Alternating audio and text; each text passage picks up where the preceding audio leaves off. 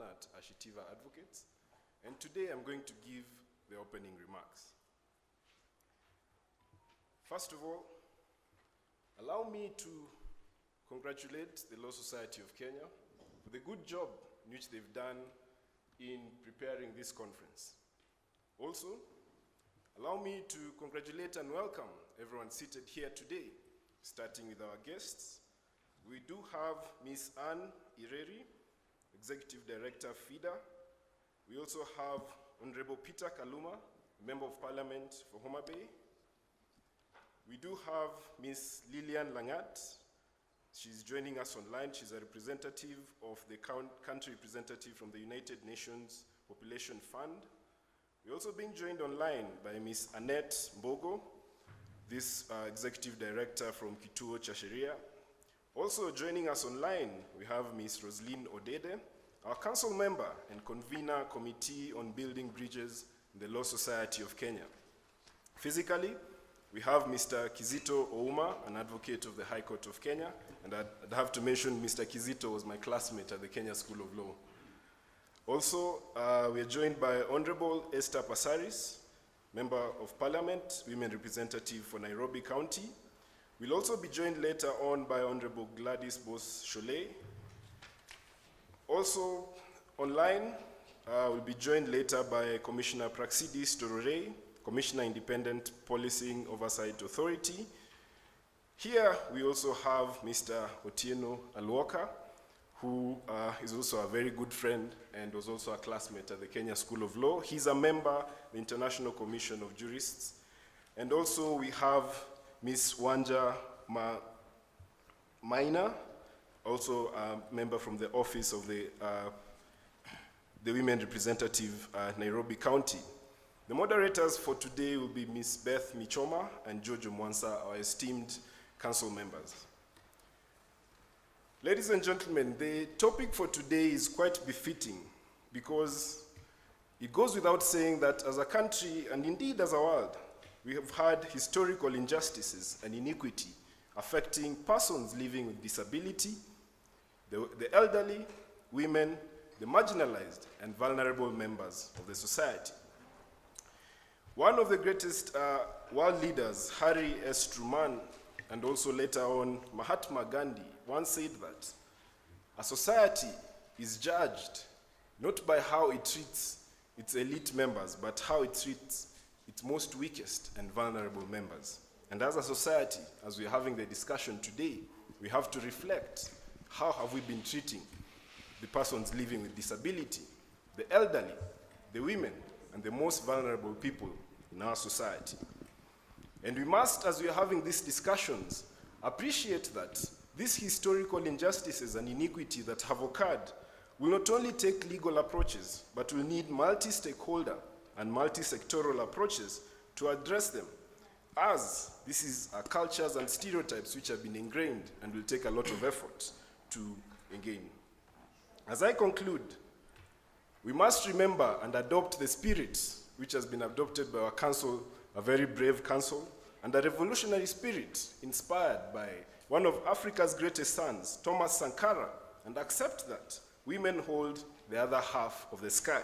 And as a society, we must build an inclusive society that appreciates and upholds the intrinsic value of all its members of the society. Thank you very much and welcome to Day 4 of this conference.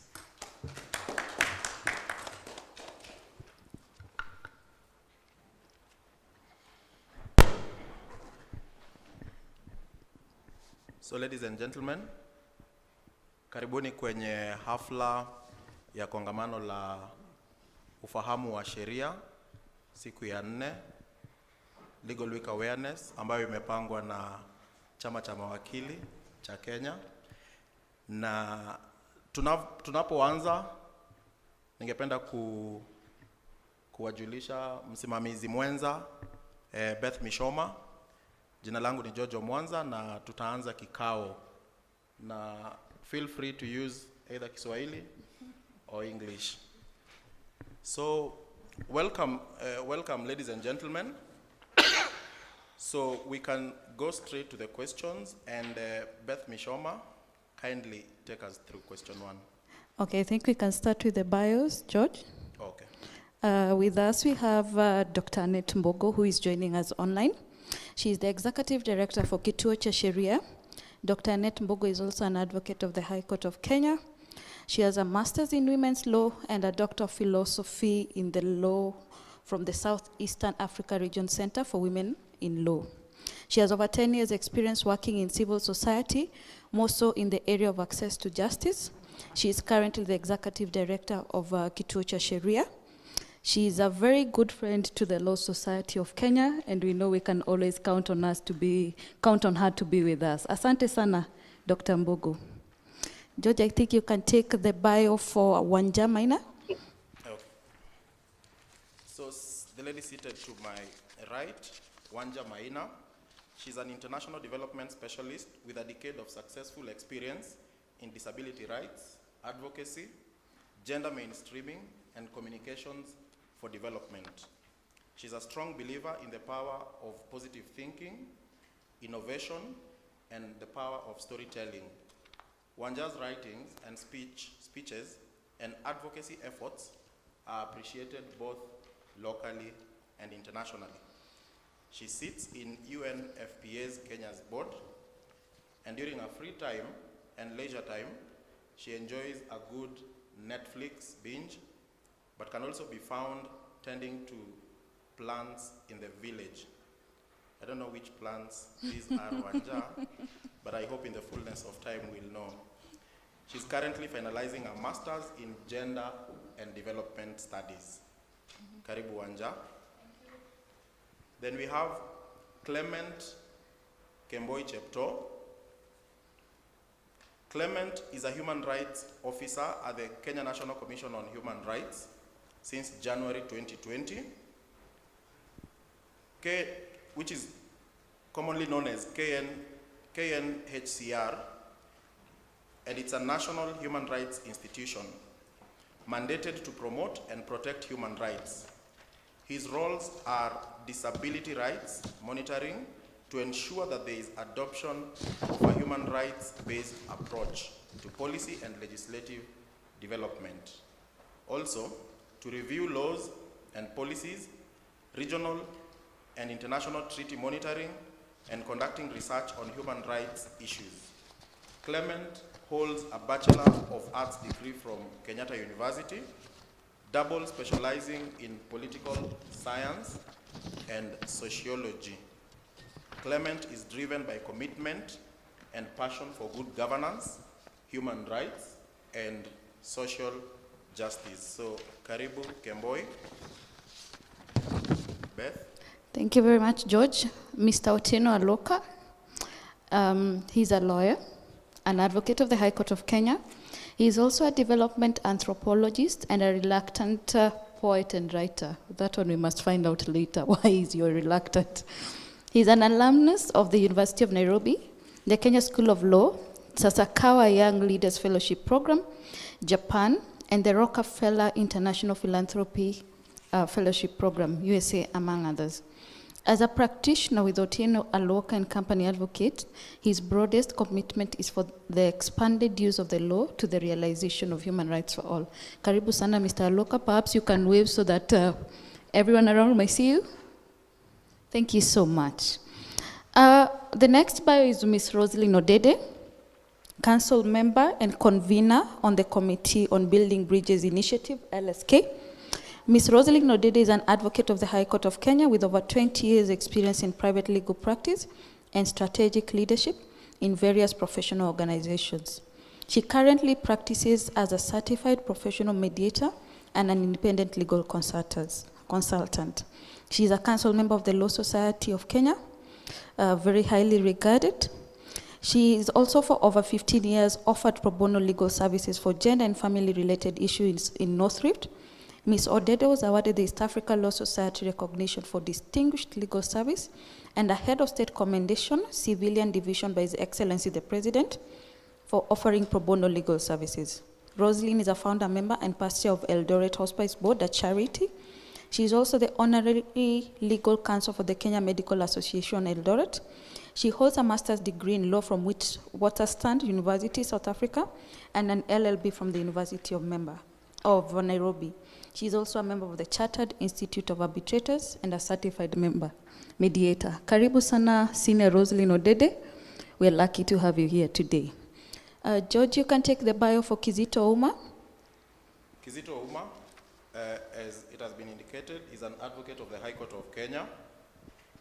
He's a writer at Poetic Foundation, or Poetic Fountain, and also a member of the Law Society with good standing.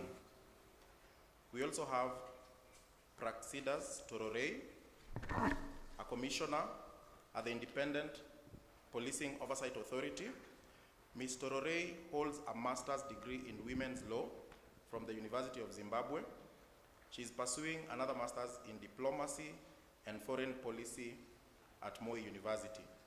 She has an LLB from University of Nairobi, diploma in international environmental law, making and diplomacy, University of Joensuu, diploma in women's law, and a diploma in law from the Kenya School of Law. Beth? Thank you very much, George. The next bio is of Miss Lillian Langat, Program Analyst, HIV and Disability, UNFPA. She's a public health professional with more than 19 years experience in public health management and community development, skilled in HIV prevention and sexual reproductive health, policy and advocacy, capacity building and research. She also has extensive experience working with adolescents and young people, key populations, and persons living with disability. She holds a master's degree in public health from the University of London. Karibu sana, Miss Lillian Langat. We are happy to have you here today. Thank you so much. You can take the bio of Honorable Esther Passaris. Okay, very quickly, Honorable Esther Passaris is not new to any of us. She is Member of Parliament for Nairobi County, sits as Women Representative. The Honorable Esther Passaris, OGW, is a member representing Nairobi County at the National Assembly since August 2017. She is an accomplished business person, political leader, and a social entrepreneur, having been awarded the Guinness Stout Effort Award in 1995 for empowering deaf persons at Sharper Images, which was our first company.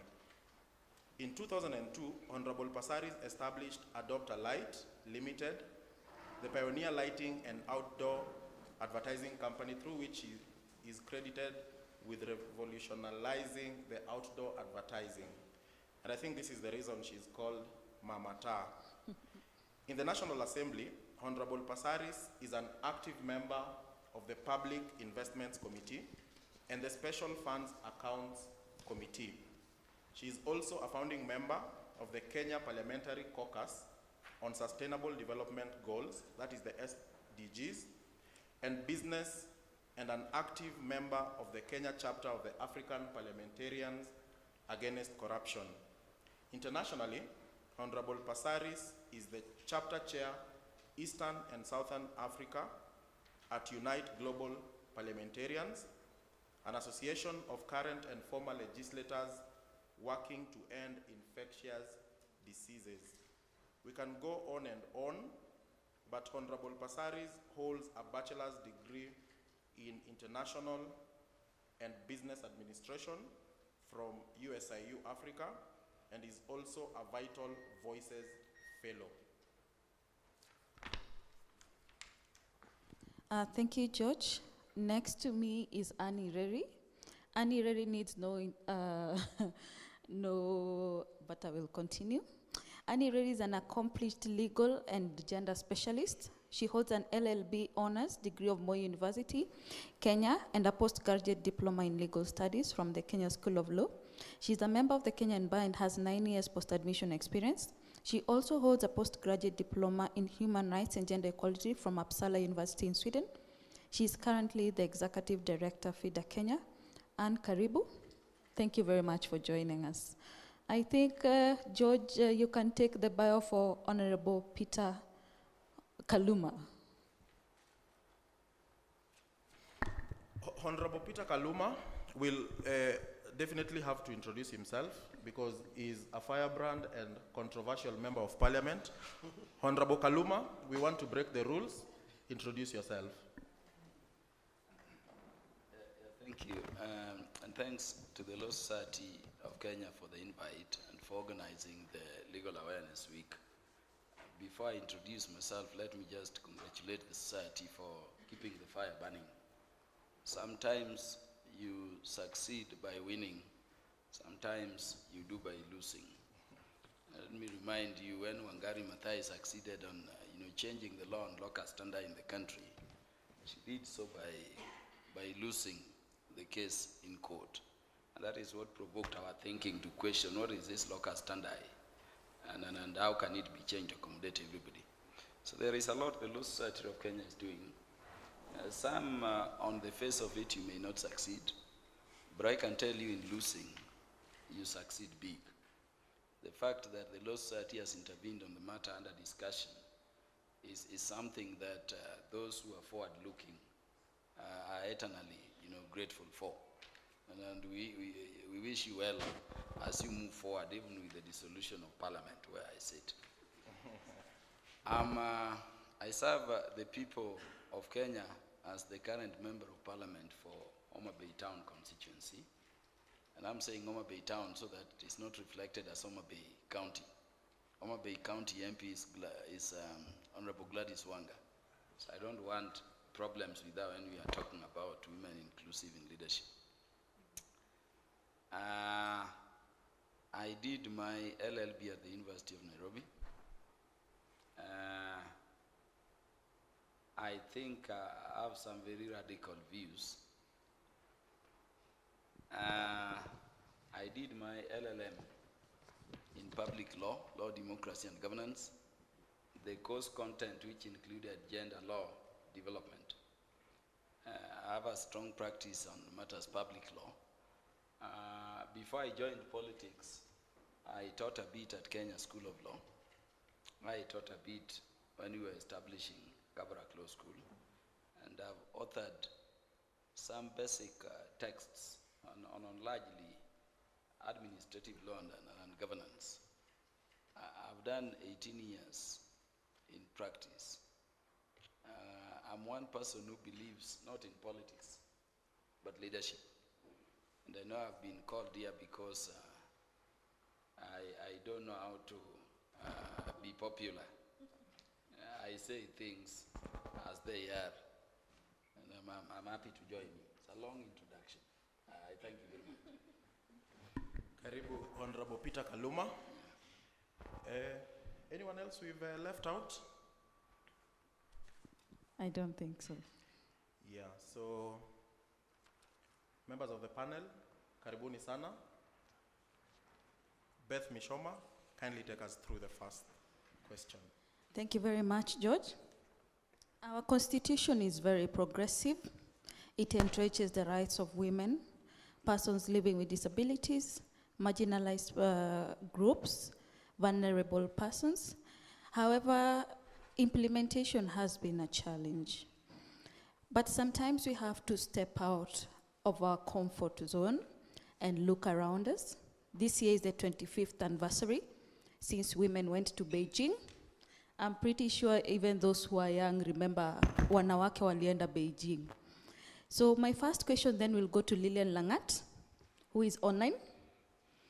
And Lillian Langat, I will ask you, this year marks the 25th anniversary for the Beijing Declaration and Platform for Action. In brief, give us the highlights of the conference and the action points derived from that platform. Lillian?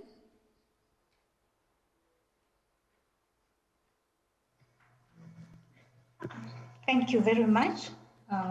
Yes, it's indeed that this year marks the 25th anniversary of the conference. I hope I'm audible. You're audible, Lillian. Okay. Can you ever, Lillian, can you ever and unmute your video? incidentally,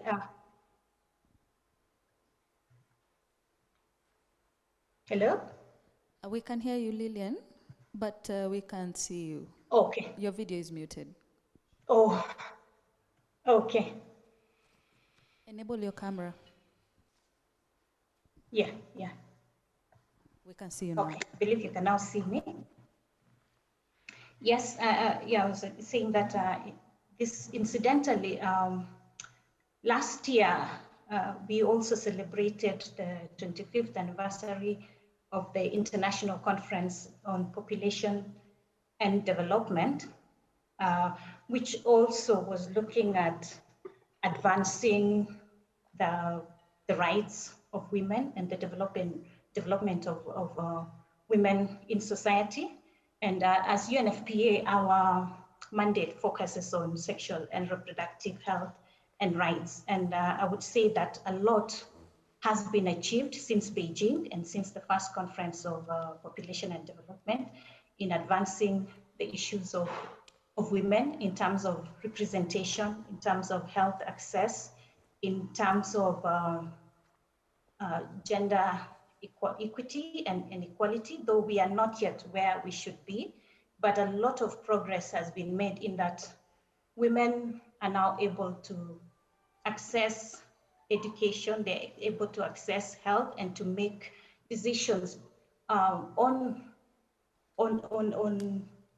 their issues, decisions about their health and about their services. But we still find that we still haven't achieved where we are. We still, women still experience challenges with maternal health care. We still have a lot of women dying because they are not accessing family planning services or maternal health care services in time for their lives to be saved. We still see a lot of women still being violated in the society, and especially women with disability.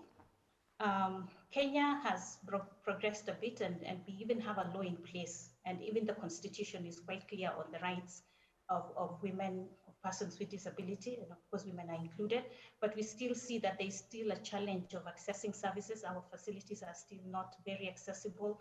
We still don't have uniform communication services for persons with speech impairments or people who are deaf. There have been progress, but also there are still challenges that are still in place. There's still stigma and discrimination against women and persons with disability in general. So I would say we've progressed, but we haven't reached where we intend to be. Thank you. Thank you very much, Lillian. Perhaps as a follow-up question, I understand that there were basically under the Beijing's declaration and platform for action, there were a few resolutions which came across from that meeting. Perhaps you can enumerate to us which resolutions those were. From the Beijing action? Yes. I would want to request to maybe go to the next question, and then I'll come back to respond to that. Thank you very much, George. The next question is to Annie Reri. But in addition to answering George's question, perhaps you can tell us about the resolutions.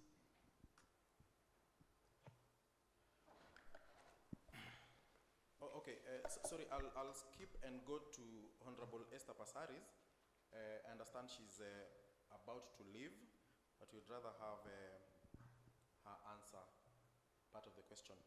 Mheshimiwa, the 25th anniversary seeks to accelerate the realization of gender equality and the empowerment of all women and girls.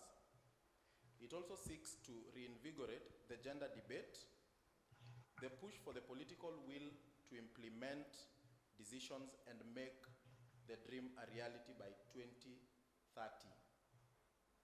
From where you sit, why is political will so critical yet so elusive in achieving gender parity?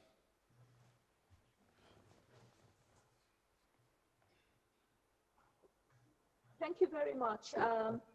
First of all, I want to congratulate the LSK for hosting this legal week. I think a lot of people in this country are not aware and familiar with their legal rights. And even if they are, at times it's elusive, as you put it. I think when it comes to gender issues or what is right for women and persons with disability, it's a question of priority. Governments have to prioritize. Sometimes it's not just about the law. The laws are there, they're ratified. It's about prioritizing them and then making budgets and then putting the right structures in place. So vision is so key. When we look at the president's vision for Kenya right now, it's coined in 4 agendas. When it's manufacturing, when it's housing, when it's what do you call it, food security, and universal healthcare. Those 4, the vision that he has for those 4, we need to have a clear articulation on how it will help women, persons with disability, the youth. We have them all put in the various statements that we make. But at the end of the day, what is so important is the right budget. Without money, without structures, you can have money and then you don't have structures. There's so much funds that go to ministries that get returned because there's no structures to implement them. One of them is child trafficking. It's been discussed, we've got all the documents in place, we've got all the laws, but we haven't got the guidelines. So the money comes, the money goes, it doesn't get utilized. So government, being in government now, I understand, we grind to a halt and then we start again, and then we go a few kilometers and then we stall again. It's not a continuous process, and that requires, I think the executive really requires a constant whip to ensure that they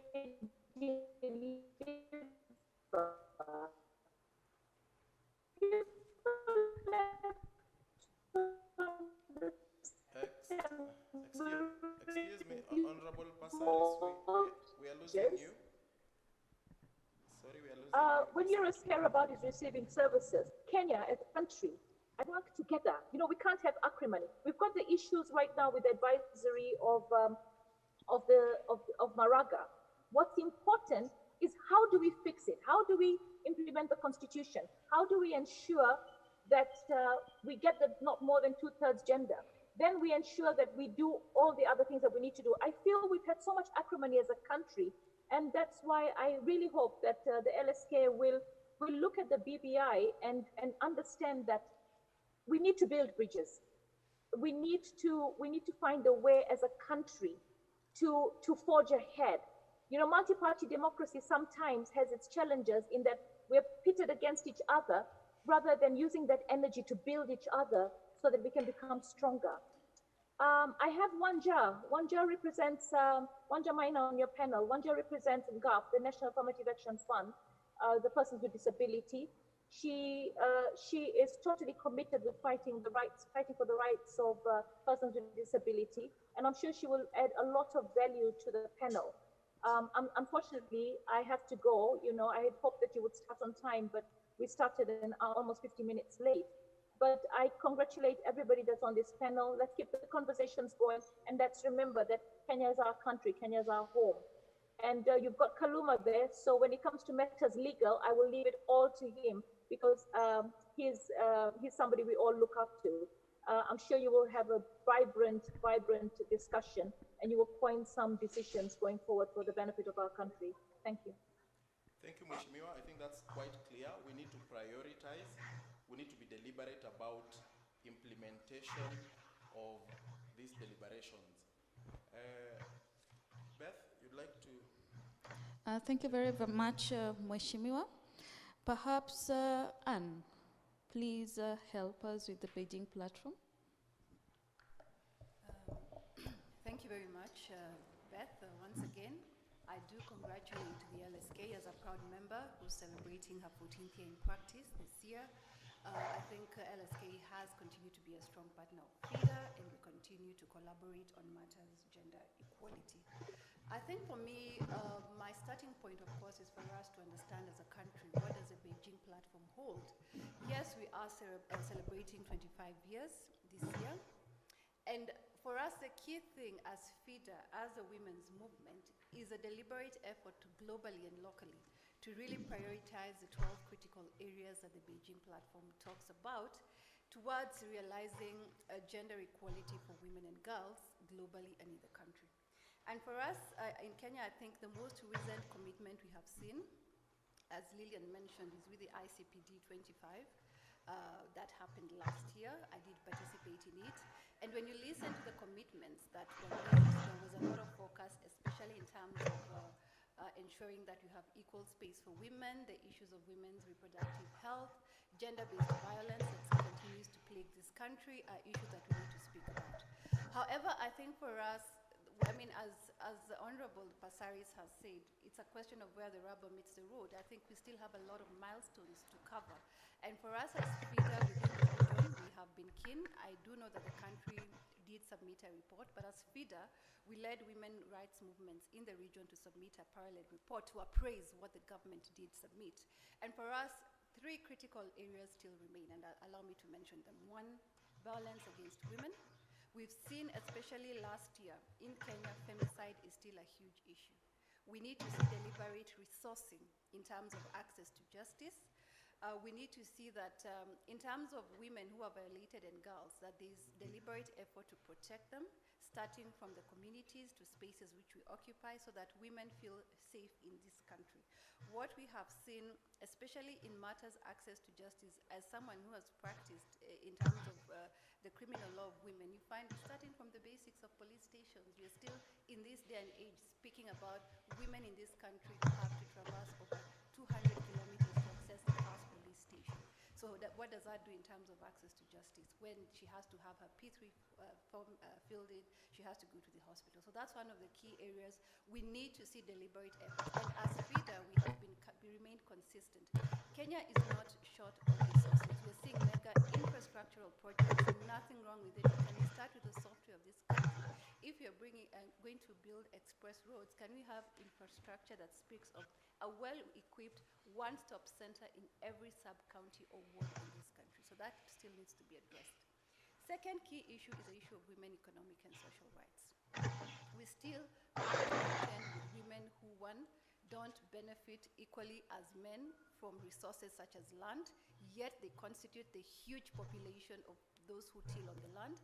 Women still don't benefit in terms of equal pay for equal work in this country, and the huge elephant in the room, which remains the women's unpaid care work and domestic work in this country. We have got to have that conversation, that for women who have to work at home, who work in the informal sector, we have deliberate efforts to have programs that value their work. The taxation regime in this country still needs to be revisited so that women in the informal sector still benefit as well as the men who are in this country. I think when you look at the regime in the country, Beth, it's really capital driven, and capitalism comes with its cost. And as FIDA, one of the key spaces we've remained firm is in terms of the United Nations binding treaty on business and human rights, where we are calling upon the private sector in this country and globally to be fair to women who work, especially in the informal sectors. They were the ones who occupy the blue sector.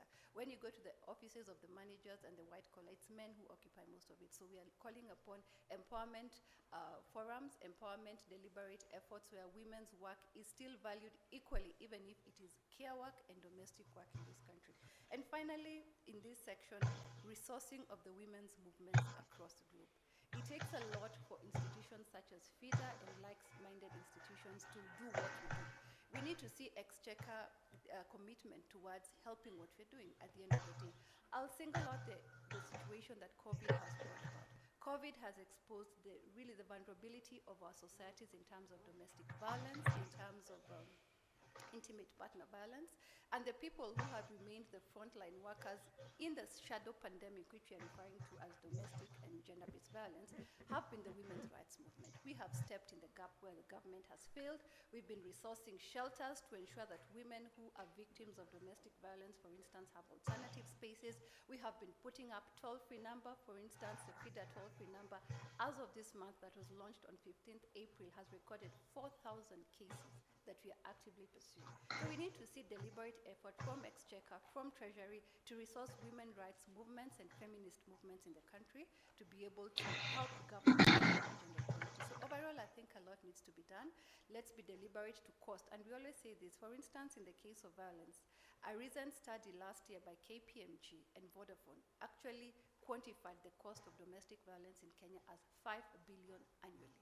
We lose 5 billion every year where women who have to stay home because they are victims of domestic violence or gender-based violence miss out on work. So when we put the numbers, let's have this discussion that it is costing us more as a country not to implement gender equality, whereas if we are deliberate to really create spaces for women and girls, we are going to benefit better, we'll have development as a country, and we'll have money going to the right places. So that's what I'd want to say.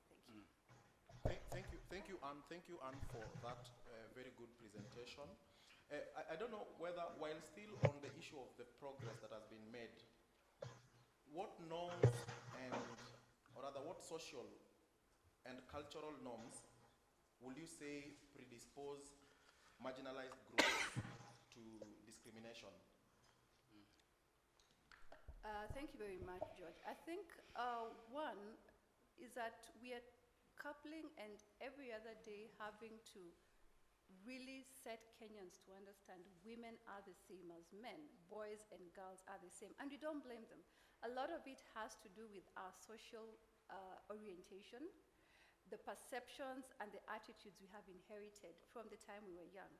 And sadly, it gets exacerbated when you go to spaces where, for instance, there's that disparity that because you embrace a certain gender, the community or society perceives you differently. And that's what we've been trying to tackle with every day. Sadly, when you even look at women who have disability or have to live with disability, they are even more vulnerable because they face multiple and intersectional discrimination at very many different levels. If it's hard enough for ordinary, in terms of women and girls who don't have to face barriers such as living with disability, how harder is it for them? So what we are calling upon, one, is deliberate effort, starting at the very basics. How are we orienting our boys and girls? One of the examples we give is even in terms of education, how is our curriculum being modeled so that from the time a child starts basic elementary school in this country, they are very clear that whether you're a boy or a girl, you stand equal opportunity. When it comes to employment, when it comes to creating economic space for Kenyans to work, are we deliberate? And we are speaking of a country where, yes, we are making milestones, but just this very week, we have seen an advertisement, and I'll single it out, by one of a government agency that is very specific in terms of creating employment. And the very first criteria was that you have to be a man. Yet this is 2020. What does that speak to? It speaks to the reality that gender equality still needs to be mainstream. And this is our position. We do appreciate that, yes, the government has made structures and has made provision for ministries such as those of gender, but the danger in segmenting gender into a corner is that then it's viewed as that issue that has to be left at the corner. Gender equality has got to be mainstreamed in all ministries, starting with the presidency, the executive, to the legislature, to the judiciary. We have got to look at it as a cross-cutting issue. It's not an issue that's segmented to a ministry only. Yes, the ministry helps coordinating, but it's not a question that can only be addressed by one ministry. Recently, as FIDA, we called on and we called out the executive. Yes, they did hold, in collaboration with the Council of Governors, they did hold a very important landmark conference in this country on COVID-19. But when you look at the panelists, it was largely a manual. What does that speak to? It speaks to the reality that when it comes to huge discussions in this country, women are still relegated to the back seats. That yes, we are good to be seen in the room, but we cannot be able to hold an equal dialogue as same as men on the same platform. So it is that kind of perception that speaks to the issues. For instance, we did give a suggestion. If we're looking at the Council of Governors, we have 2 outstanding women governors. At least one of them we know has been so progressive on COVID matters, including giving free masks to children who've gone back to school. It just calls for deliberate effort and for a male governor to say, fine, I do serve as the vice chair or the chair of the Council of Governors, but my sister has real-time experience. Let her sit on this panel. Let her give examples and experiences from her county. So So I think it's deliberate efforts. Yes, some milestones have been made, but sadly we are seeing huge clawbacks, and most of it has to do with the representation of women. Of course, we are currently looking at a parliament that stands dissolved, that is illegitimate because they have failed to really actualize the reality under Article 27 and Article 81 in terms of representation.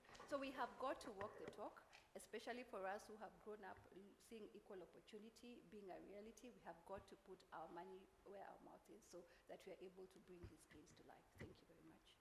Thank you very much. Thank you, George. Thank you, George. My next question then would be to my senior Rosalino Dedede. Honorable Esther Passaris has mentioned that the BBI might bring the cure to the issue of equality and women's rights. However, my question to you is, do the positions which are going to be created in the BBI for women, are they just token equality, or is this real change we are seeing from the political class?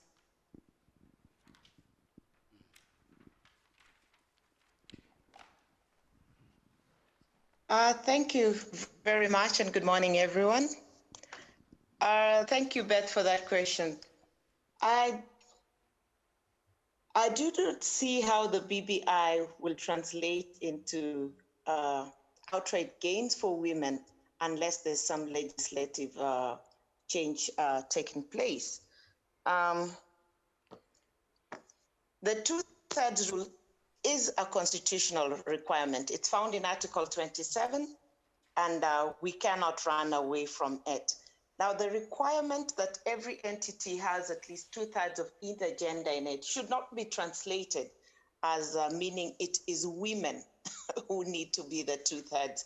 There are several entities where women have suddenly been more than men, and men are also marginalized in some spaces. So we should look at this as a gender rule and not as a women rule, I think, where if we want to progress the discussion.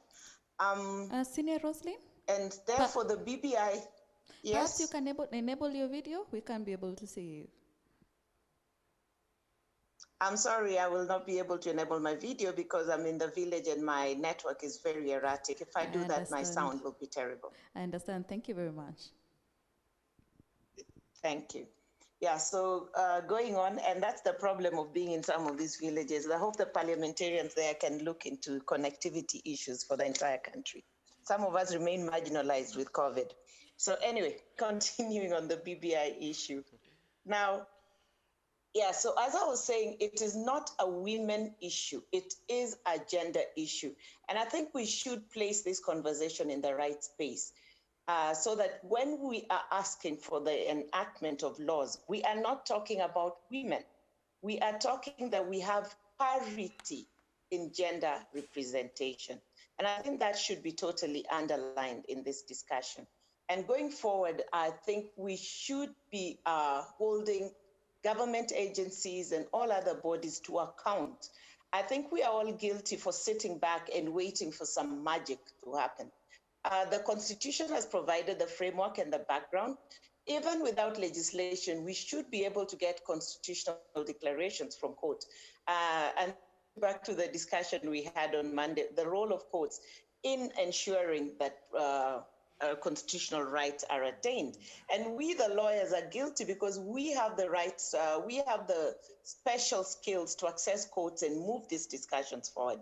So I think we need to just be aggressive, litigate around some of these issues, hold entities to account, and ensure that this happens. But I do not see how the BBI on its own will be able to create spaces for women. I hope that answers your question, Beth. Thank you very much, Senior Dedede. My next question will go to Kizito Uma.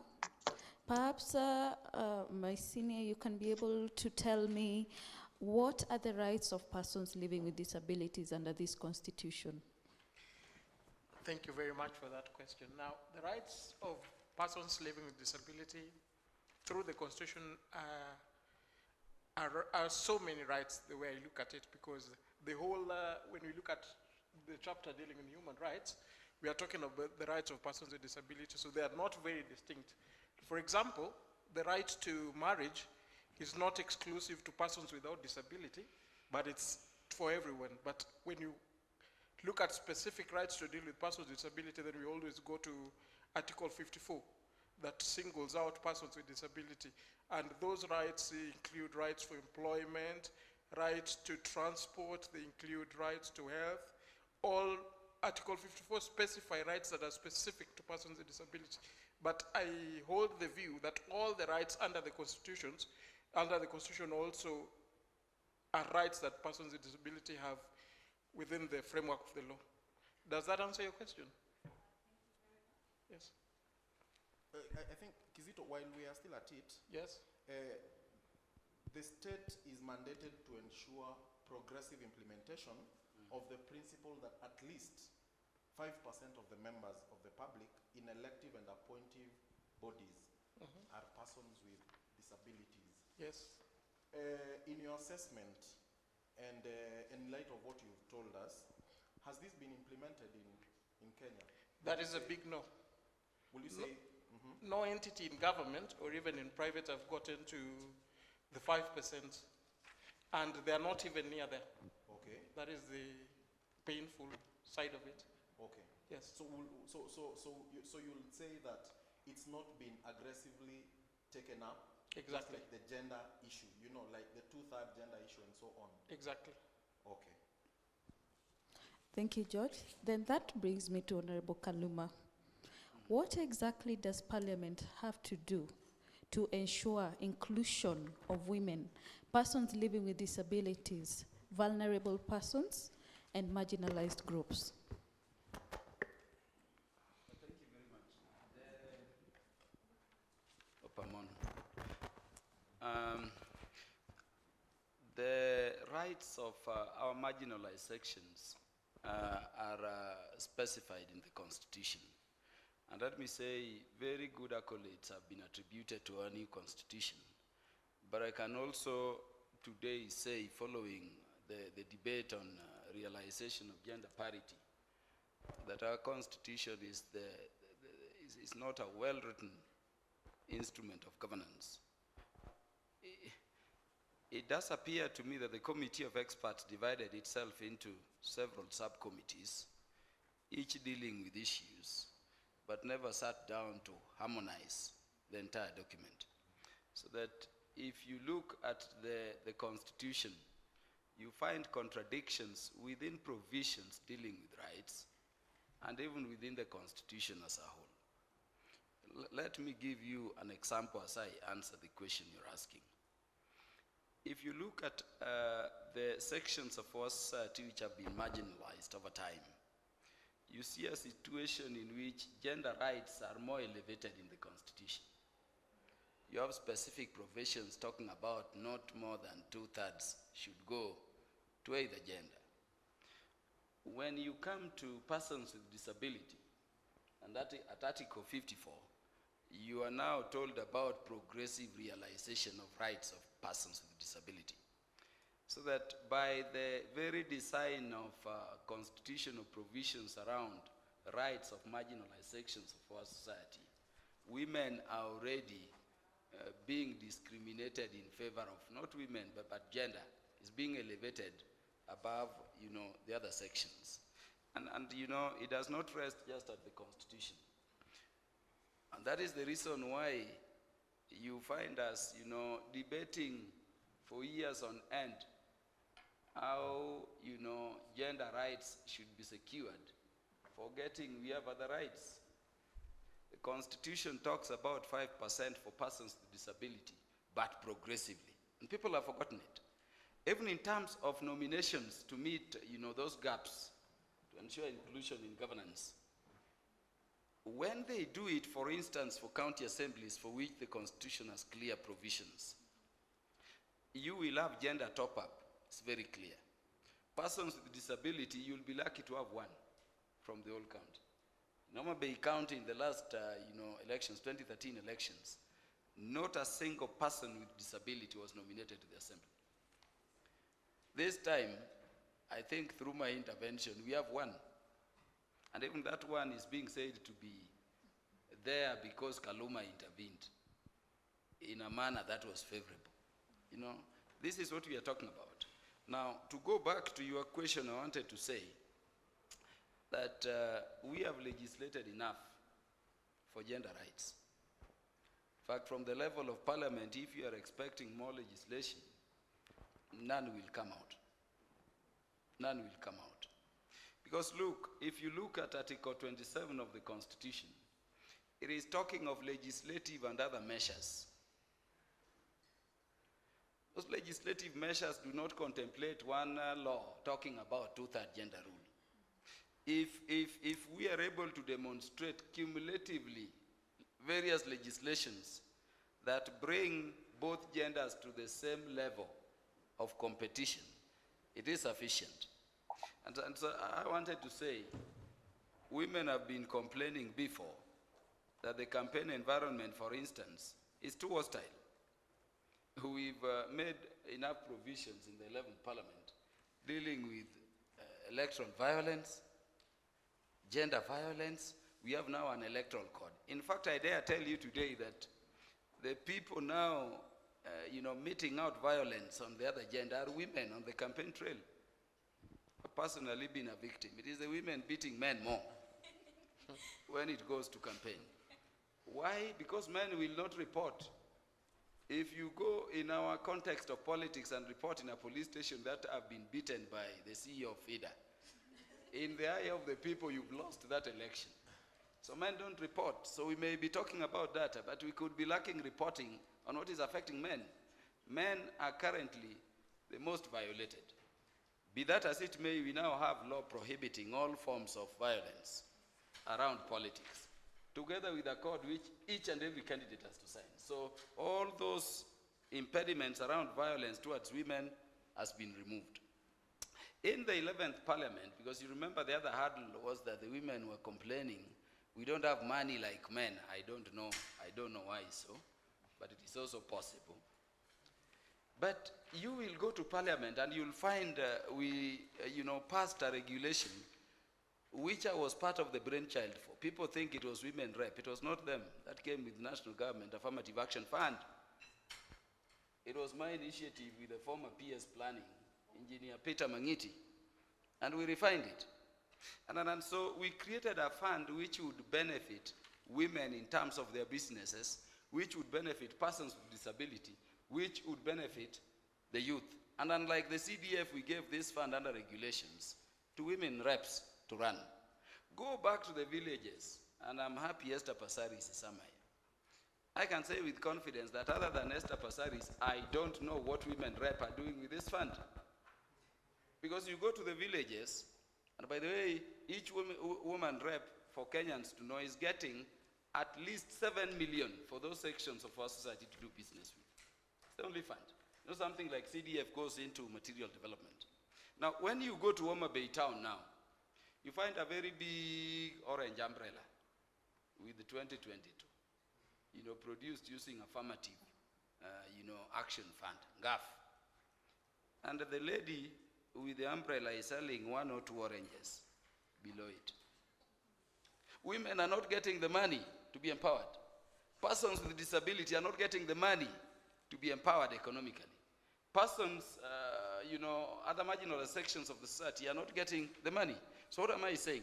At the level of legislation, with delegated authority, Parliament has come with a framework to give women and these marginalized sections of the society money. Work around its management. I have a law to put it as an act of Parliament, and by the way, it is the women reps sitting on it in Parliament. They don't see the benefit I'm going into. So I'm saying the economic challenges women were facing have been addressed through various laws. Today, when you want to contract, Mwanza George, when you are procuring, whether it is CDF, whether it is KERA, whether it is public procurements, at least 30% must go to these sections. I can tell you for free. There's a KERA committee, the Kenya Rural Roads Authority committee, and you have to delineate 30% for women, youth, and persons with disability. It ends there. So we just need to look at how we can make women, realize this economic empowerment. The government has put structures, and Parliament has done so. The cultural hurdles you had asked, our sister to speak about. I mean, tell me this culture over which we've not legislated. Education, you now go to same schools, you take your girls as boys to the same schools. I have several of them, and they're mixed gender. And they go to the same school, taught by same teachers. We have laws on, sexual violence. We have laws on female genital mutilation. What is this single law you expect of Parliament to do? So that I think that we must now come to the standpoint where we can say any impediment women in particular are facing have been removed. Let women now go to the field and compete for elections. And I'm very disappointed each time I join ourselves in this forum. When you come to this forum such as this, you see very strong ladies. See the CEO now, who should run for the constituency seat. They never run. You were watching Esther Passaris a short while ago. Why did Esther Passaris go for a seat meant for budding, female leaders like women rep? Why not pick a constituency and run for it? Why do you have somebody like Gladys Wangai Noma be running for women rep repetitively? For what? This is a seat we created for budding leaders. We are debating now with, Michoma and others. I mean, why don't you run for the seats?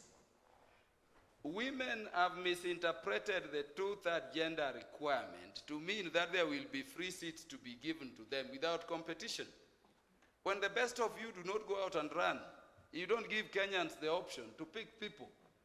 And that is where it ends. Then you come, crying in the boardrooms in Nairobi, we are fewer in Parliament. My own niece, Millie Odhiambo, has done it how many times now? And I said here before that she's going to be elected again. So many women have done it. Naomi Shaban is doing it every day. But here, instead of having people like Madam Michoma running, people like, the CEO running, you are saying, can we have some manner through legislation to take us to positions? I have participated in these gender talks. Let us be frank today. I did not tell you. I did not tell you. But I've led all public participation forums over implementation of 2/3 gender rules across the country. And I'm among the longest serving members of Justice and Legal Affairs Committee. Let me tell you, this is becoming boardroom talk. We went to Kakamega Golf Hotel, where we met all people from Western Kenya, and we were chased away when we proposed we want women nominated to Parliament or men on a gender top-up basis. They said, no, we have elected you, now you want to go and pick your slay queens without passing through us. You get what I mean? We were chased away from Eldoret in the North Rift Caucus. We were chased away from Mombasa. We were chased away from Nairobi. And I can dare tell you today so that we think, George, if you want to know that this is boardroom talk currently, take this 2/3 gender rule, have a single referendum bill on it, and I can bet with you it will collapse 90%. Because the woman in the village does not understand what we are talking about. What is qualitative about it? And that is why I told you last time when I was here, that in the course of these public participations, I've gone across the world. By the way, we are doing better than Europe, other than the Scandinavian countries of Europe. We are doing better than UK and all those other countries. The gender quotas are too low. We are far ahead of the Americas. I don't think they have even hit 11% in terms of gender representation. We are at over 26%. We are doing well. We are doing very well. But if you look at the map, even in Africa, those countries which have met it, colleagues, go to Rwanda, go to South Africa, George. They operate under what they call the party list system. If you look at our constitution from Article 27, it is very contradictory. Because from sub-Article 1 to sub-Article 4 of Article 27, they are talking of equality. Women and men have equal right to participation. Read that together with Article 38 on political rights. And what it will tell you is that really you are establishing what we call a first past the post system, a system where people vote for who they want and where their vote counts and where their vote expresses their will as voters and where the person who is elected is the person who leads, even if you win by one vote. You cannot have such a design and then you come to Article 27 coming from 5 to 8 to say you shall meet some gender quota. How do you meet it in a free electoral process? have a party list system. And the challenge we have in Kenya is that the party systems are very corrupted. The party systems are run by cartel. The moment you tell even Kaluma there will be a party system, George, I will say, go to 11 if it is BBI. And I'm telling you this, I'm the vice chair of the Constitution Implementation Oversight Committee in Parliament. Even if you were to institute party list exclusively within the BBI, I will lead in opposing it. Because look, the manner in which people will arrive at the list will be on very extraneous considerations, not capacity or anything. So maybe I suggest that now that it is impossible to implement this one, and I'm telling you as a member of parliament, don't expect much. And in parliament, we believe parliament will not be dissolved for our own reasons. What you need to do is to look at how we can have a mixed proportional system. Let the units of elections we have be, but create another. Now that Kenyans are committed to it, they want to spend more money, through which parties can share out in the manner we elect the 12 we call nominated to represent special interests, so that based on the party's numbers, you can have them restricting it to women nominations. But let us not just have women. Let us also think of persons with disability, because even the GAF I was telling you about, persons with disability barely get it. It is being treated as a women's thing. And it ends at umbrellas and t-shirts. You see it in the estates all over. It's nothing helping the women. And that is why I'm saying, let us also look at quality in leadership. I have brought very many legislations under the Law of Succession Act. I've brought very many legislative proposals on the Children's Act. I've brought very many legislations around family law. Who have presided over their death in parliament? Women, because they never sit to look at them. Sorry, Honorable Kaluma. Let me end there. No, sorry, Honorable Kaluma. There's a point that I'd want you to clarify, and this is a notion. I'm very glad that you've been as candid as you can be. Yes. Kindly address this issue. And now, of course, not as a member of parliament, because you know, effective 12th of October, you've been in parliament illegally and unlawfully. So the question is this, or the idea is this. It has been said that women who are vocal in defending women's rights, also known as feminists, are disrespectful, they hate men, go against African culture, and are very toxic. Is this backlash justified? No. No, I mean, we must have women fighting for women's rights. What we don't want to hear is that it is only women fighting for women's rights. There are men who are more effeminate than women. Like I can tell you, if you want a defender of women's rights, have me on the front line. Also, I will defend it. Because you see, let's begin from the fact that I'm born of a woman. I'm the son of a woman. I've just said, yeah, I have a daughter. I'm the father of a woman. I'm married, therefore, to a woman. And I have sisters who are women. Where we've missed these things politically is that we've portrayed the gender parity debate as a women's thing. And that is where I like you, CEO. That you are saying, a time will come when things will turn. And I can tell you it is possible. Look at the cancer of the Law Society of Kenya now. I'm telling you the weakness of first past the post. Even within the Law Society, given a chance to freely elect, we elected more ladies because they were more capable than the men who were running against them. It is as simple as that. I mean, she's here, you know Kina Faith, you know the others. We went for them. When you have that free election process, you cannot then come with an expectation that some gender quotas will be met. It is impossible. And George, let me therefore encourage those ladies being called feminists. Fight even harder, fight even harder, fight even harder.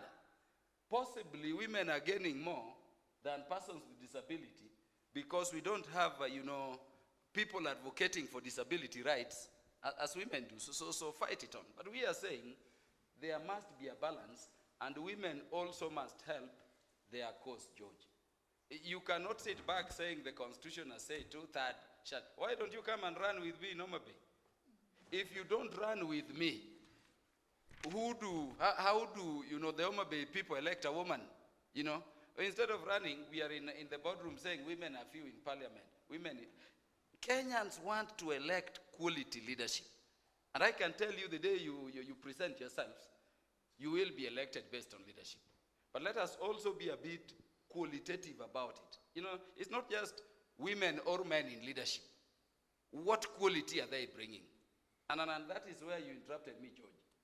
I've personally been so badly frustrated by none other than the women gender in parliament, because they don't even take time to read what I'm proposing. You remember in the last parliament I proposed a law which was to incorporate Article 53 within the Children's Act, if you can remember. And this is a law we started with Millie Odhiambo, Soipa and Tuya, and we said, Kaluma proposed it, because that way men will not see us through. It is our things. You saw Millie Odhiambo and Soipa and Tuya literally crying in parliament when it was killed at the third reading. Because if you look at the Children's Act now from section 24 to 27, we are discriminating against children born out of marriage. We are repeating in section 24 what is in Article 53. But for the children born out of marriage, you want parental responsibility agreement. Why should you agree to take care of a child you gave birth to? And so I was deleting all that and putting a clear provision, whether you are married or not, you must take care of your children. Yeah, they go for lunch, and when they come back to parliament, and then we're like, they don't know what we are talking about. So qualitatively, in as much as we are talking about gender parity, also ensure that the ladies and men going there know what they are doing. Because otherwise it will be numbers without qualitative benefit in terms of improving on our governance. I thank you very much. I've said it radically so that we can debate freely. Okay, Beth, kindly take us through the next. Thank you very much, Mheshimiwa. I know Anne is itching to respond to you, and I'm also itching to respond to you on the fact that you have said Parliament cannot be dissolved. I think you saw we occupied Parliament, but we shall discuss that later. I think we need to dwell more on the rights of persons living with disabilities and also the rights of the elderly and other groups which are marginalized. My next question would be to Clement Kemboi. Is Kemboi with us?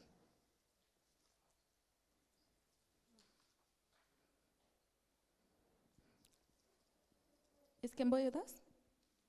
Okay, Kemboi seemed to have fallen off, but I think, Otieno, you are up to the task to answer this. Honorable Kaluma said you have over-legislated. We also have treaties in existence. My question then to you would be, how exactly do we monitor and evaluate the presence so far in regards to the rights of persons living with disabilities, the elderly, and marginalized groups? Thank you very much, Beth. Now, certainly, if we take the starting point that there is over-legislation, and that probably it is the other measures that are in deficit, then I think there's a long way to go.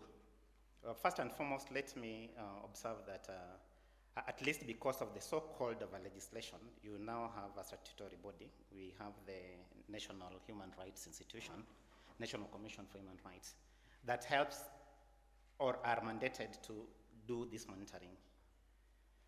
And as a matter of fact, I think they're doing a good task. Time and again, there are reports that they make to Parliament, let's say on how Kenya is doing on the Convention on the Rights of persons living with disability, among others. But it must not be that the Human Rights Institution is per se the only one that does that. I think there's something that this country has lost. And that is from the time that we had the new constitution in 2010, the political culture has been so averse to the general public civic education that first and foremost, the question of monitoring now seems to be an official thing left to the only statutory body, and people, including those victims, are not coming up enough to say here this is wrong, here this is right. Also, where the main service delivery, because a lot of vulnerabilities, a lot of what must be cured is in terms of their respect, their dignity, their access to social services. And this from the Constitution 2010 are now more granted at the devolved levels. Now, if at that level, the women, the persons with disability, the youth, the other marginalized groups are not capacitated to be doing enough of that monitoring or to be aware of those rights or to be agitating enough for their realization, then there's a collapse. And I want to say that even if we were still to remain at the level of what official reports say, look at Article 54, or rights of persons with disability, and just look at, let's say, the sign language, let's say the Braille system, let's say the things that are in the promissory note of that constitution and how then they're realized. Everybody knows. This week, Thika School for the Blind, for example, I think registered 7 students returning to Form 4. You can't talk about empowerment of persons with disability in Kenya without Thika School for the Blind. But why? Because I shudder to think even about how many persons with disability knew that it was time to reopen the institutions. I shudder to think about even what it means on the poor flow of resources to county governments in terms of their level of delivery of services, even access to justice. You need a precedent to be known to a client that cannot read, that cannot have a visual disability. Are they available even in Braille? You know, so these are what I'm talking about. There's so much in the promissory note that in monitoring, we can count time and again how policy in action, how lack of resources, how ethnicity, how corruption are all a burden to their realization. I give you the example again of data collapse. I saw that now we say persons of disability in Kenya have reduced. I say by census of last year, we are putting the number at about 1 million. That takes it about 2.2% of Kenya's population. Years gone by, I think 2007 data, it was more than 5%. Did we become better? Are we saying this was all just about polio-affected persons and that we achieved some significant growth there? No. I think it is largely in how we really don't care. We just want to tick. We just want to tick the dots. Look at the Social Assistance Act. Good, in place. We try to give 2,000 shillings to people with severe disability, old people. But it's not clear, even on definitions, by the way, because if you look at Article 57 on rights of older members of society, older members are regarded as 65 years and above, to 60. You look at Social Assistance Act at 21, they are 60 years. We are not even harmonized on how we want to define those same persons. Yeah. Kisi, Ribin, I didn't mean to say your home. Kilifi, time and again, you get old, you turn gray-haired, they look at your land, they call you a witch. We still kill. It's seen as a common, penal code offense. I don't know where those statistics would rather lie, but time and again, you've done FGM legislation, including during COVID, social media pictures. Next door, people are cutting, and they can post and say we are cutting. What do? Part of our culture. So our monitoring reports are building, particularly in the national human rights institutions, and they're doing a good work at it. But the rest of us can only watch. civic activism is down. You live in a regime and a culture that now is so opulent on keeping your mouth shut, on making sure that the general victims of abuses in Bill of Rights are forgotten, and you want to keep quiet about it. I think that's why LSK, in delivery of your section 4 mandate and in what you are doing now, we give you lots of respect. But I'll come back to this. Thank you very much, Otieno. My next question would be to Annette. Annette, are you with us?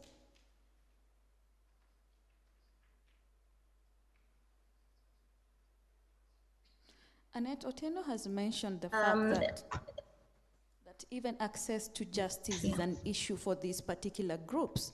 Perhaps in regards to experience at Kituo cha Sheria, are we any better since the promulgation of the Constitution, or is access to justice just a dream for these marginalized groups?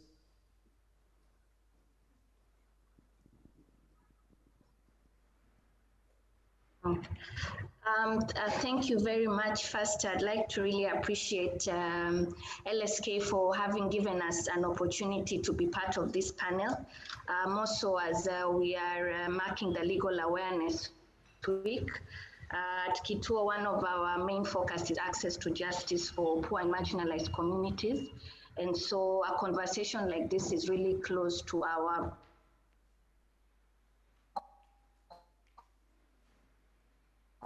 mandate to ensure that just an equitable society access to justice. I think one is that we must mention that the Constitution has really improved or laid down the ground in terms of ensuring that everyone has access to justice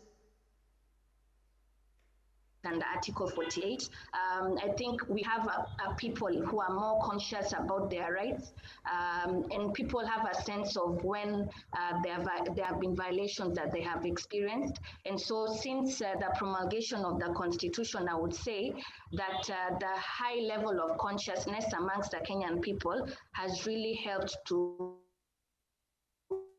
bring into effect Article 48 of the Constitution. Obviously, then now we need to see what is then the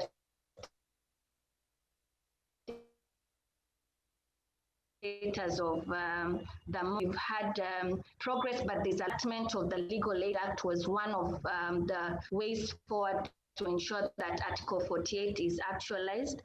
However, even with the enactment of the Legal Aid Act, we are still finding a lot of challenges in implementation of the Act to ensure that poor and marginalized communities, women, persons with disabilities, elderly people are able to access justice. One just to mention is that the National Legal Aid Service first is underfunded. The Legal Aid Fund has not yet been put into place. We have a recognition of community paralegals.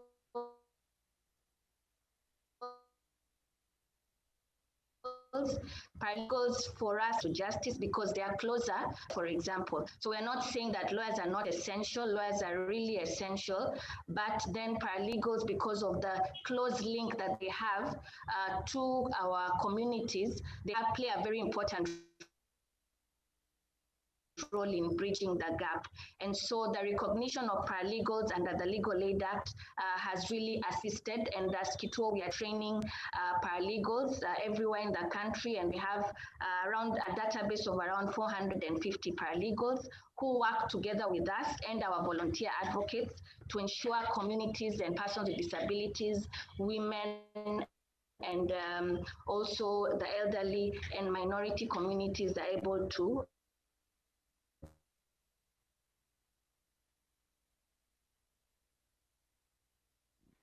access justice. We goes back. Institutions like ours, we are overwhelmed, and as I speak, we attend to around 10,000 people every year, and we just have a very lean staff of around 10 advocates in the office, together with the community paralegals who support us. So they still a huge gap when it comes to access to justice within the country. With respect to women, I would say even as we have experienced a low number of women coming to seek justice from our offices, mainly I would because there are a lot of barriers that women face when they want to seek formal justice. For example, the physical distance, again, the funds that are required to move from point A to B, and also women, because of the low literacy levels, they may prefer redress to seek redress for violations that occur to them. And so we've had around, in terms of the clientele that we reach out to, would have maybe around 40% of our clients would be women, and that 60% would be men. And we've tried to bridge the unique position that women are in and the unique challenges that they face to ensure that they can access some form of justice. And one of the ways we've done this is through the use of SMSs. So we have a platform that women can send messages to the general public.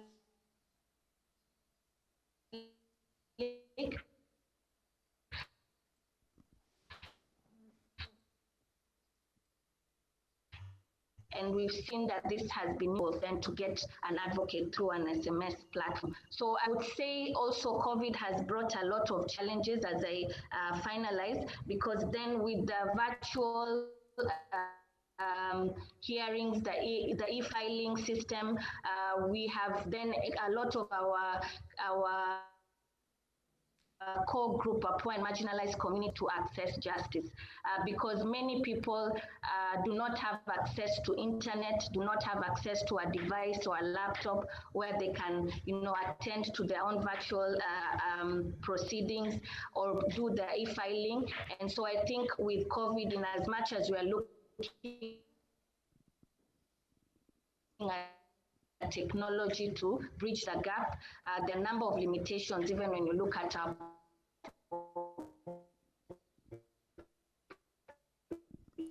population, and more specifically, extremely vulnerable and may access internet or even just buy data bundles to do so. So I think there's a lot still that needs to be done in that respect, and we are continue to push government to fulfill its obligation. Thank you. Thank you, Annette. Wanja, Annette has said that access to justice for this group is actually very hard. I would like to ask you two questions. The first question stems from Honorable Kaluma's assertions that nothing is barring, there's something which is barring women from running. However, it is not so severe that it will not bring women to political spaces. So my question then to you would be, what are the barriers in ensuring women, persons living with disabilities, and other marginalized groups from running for political office or any other decision-making spheres? My second question then to you would be, what more can we do to ensure that there is access to justice for these groups, other than what Annette has stated? Okay, good morning everyone who is here and everyone who is watching us from the internet. As you've rightly put it, my name is Wanja. Before I go into the specific questions that you've directed to me, I wish to give an analogy that I think builds a case of the reason why we need affirmative action. And the analogy, for example, is say you are from Busia or Kisumu or Homa Bay, where Honorable Kaluma comes from. And when you've gone to visit your old relatives there, among the gifts they'll give you is a chicken. And because chicken, they are likely to jump up and down, you are likely to tie its feet, and then you put it in the boot as you put potatoes and bananas and other things. So you travel from Homa Bay to Nairobi, a distance of around maybe 4 or 5 hours, and then you come with that chicken to your house in Kilimani. So you'll take that chicken, you remove it as you're unpacking everything, and then you'll cut the kakamba that was tying the chicken in the leg. Even because the chicken was so used to staying like this in your boot, that chicken will not move even after you've untied its 2 legs. So what you do to the chicken, you lift it like this, you start doing the feathers like this, and you kick it a bit, and then it will start moving. For me, I think that builds a case for affirmative action. We are saying that there have been people in this country who have been so much far left behind that even after we've said that we've opened their legs, and by cutting the kamba, issues like constitutions, why don't you compete like the men, we assume that they can start moving. And that's why we need affirmative action to tell them, okay, fine, we've tried to cut the kamba, but you have to start, and we start pushing them a little bit. Therefore, to respond to the assertions of Honorable Kaluma, sometimes when I hear some arguments like, women are my brothers, you know, I'm a father of a daughter, I'm married to a wife, I think for me that's a very simplistic way of looking at the issues of gender barriers, because we know that even men who actually perpetrate gender violence, they usually have a very soft spot for their moms and for their daughters. And we are not talking about women as your association with women in the private capacity, but you're talking about barriers that are preventing women to participate in public affairs. And therefore then, if you look at statistics, if for example in Kenya, the women we are yet to get to the 2/3, it means then there is a problem. And if there was no problem, then we will not even be having this debate of 2/3, because some of us aspire for 50-50. If I might go back to 2013, there were 62 members of county assembly with disabilities.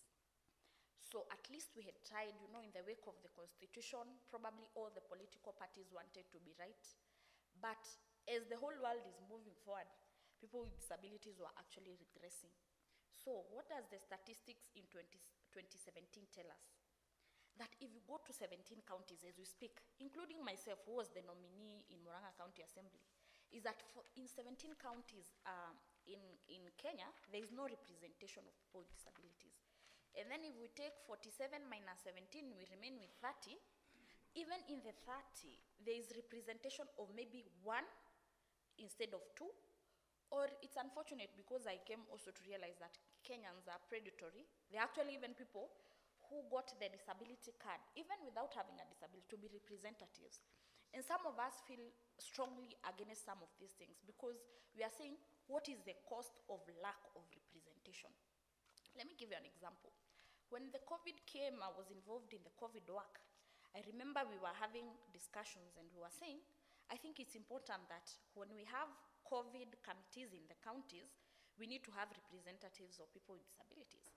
If indeed we had gotten it right during the nominations, we would not be struggling to go to Murang'a to look for the person with a disability to represent people with disabilities in the COVID committee, because we could have easily gone to the member of county assembly who understands the geography of the area. And therefore, sometimes I also struggle with the discussion of people with disabilities. And I struggle with the discussion because there has always been a very kind of a tokenistic engagement, which some of us are highly opposed. So you'll find politicians, what they usually say, like for example, what is the disability policy of your county? Because the only phrase that everybody knows is that disability is not inability. It is like a very lazy argument. I don't know if it's a cliche or a motivational quote, but for some of us, we usually ask, when you say there's a policy, then there has to be an intention, there has to be budgeting, there has to be money put there. Therefore, you're finding that people with disabilities across the counties, and probably some of us have little privilege because we're in Nairobi and maybe you have access a little bit. But when you go to the mashinani areas, people are so far, far, far behind. And even the figures are showing us that while the whole country is moving forward in terms of numbers, the numbers of people with disabilities in political participation is actually going backwards. Then the promise of the new constitution was, among the issues were actually issues of inclusivity. And if the numbers are anything to go by, for some of us, we feel like even as we are celebrating the 10th birthday of the Constitution, we are heading towards a journey of exclusivity. And what does that really mean? And then maybe we cannot also fail to look at the current political discussions. And some of the issues are around issues of constitutional referendum reforms. And when we also look at some of the other realities like the BBI and such discussions, we are seeing people talking about an expanded executive. But then again, will that, if it expands, will it bring inclusivity? Will there be a representative of a certain constituency? Whenever I'm invited to talk about gender and women and people with disabilities, as the FIDA executive talked about intersectionality. And these were like, you have problems that are layered, not problems really, but when you're talking about women, there is a person who is facing the barriers of being a woman, the barriers of having a disability, and the barriers of being young. So you are somewhere in between, and you are wondering, so what am I? You are somewhere in between.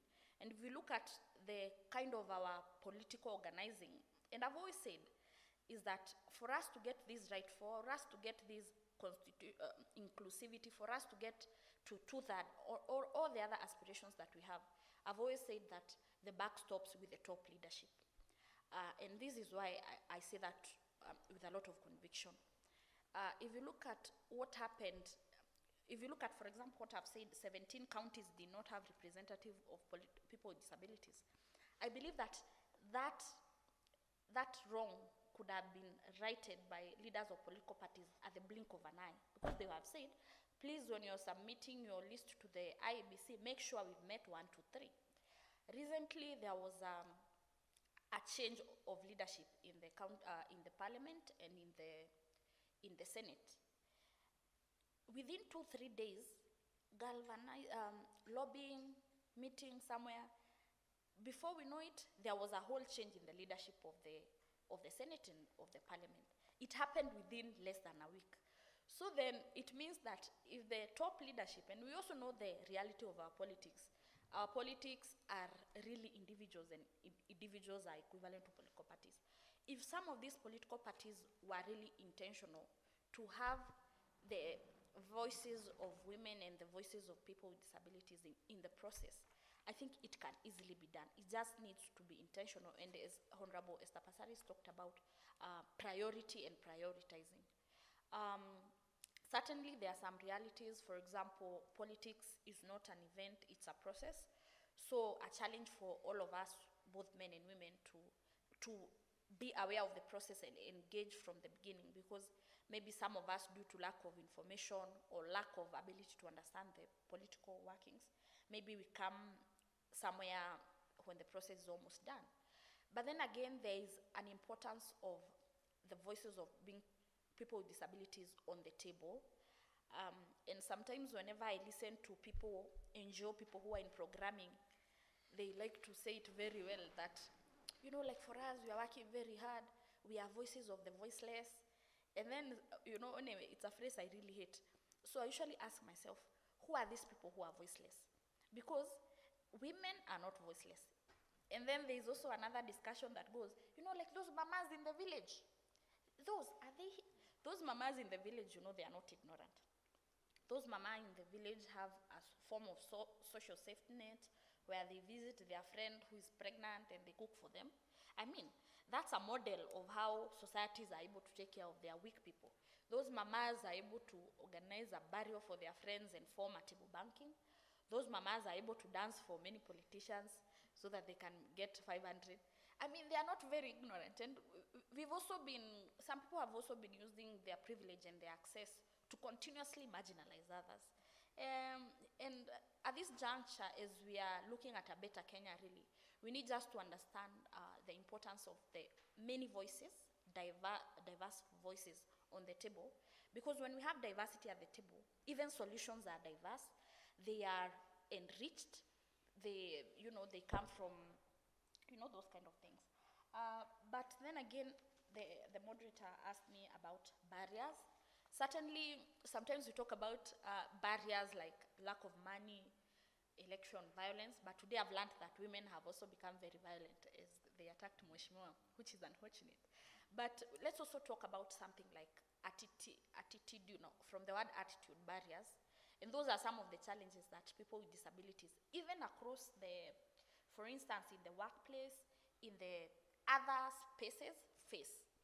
I remember I was watching one of the programs on Netflix, and I remember one of the persons said that what a black person achieved flying is what a white person achieved by merely walking. So what we are saying is that in as much as we'll have good laws that talk about inclusion, actually when it comes to Article 54, only Safaricom is trying to have inclusion of people with disabilities because they are at 2.4%. So even government institutions are less than that, which is really unfortunate. But then again, let's talk about inclusion. Not merely saying that we have people with disabilities in a very tokenistic way, but inclusion that is meaningful. Inclusion where we can see people with disabilities in middle-level management. In inclusion where we can see people progressing.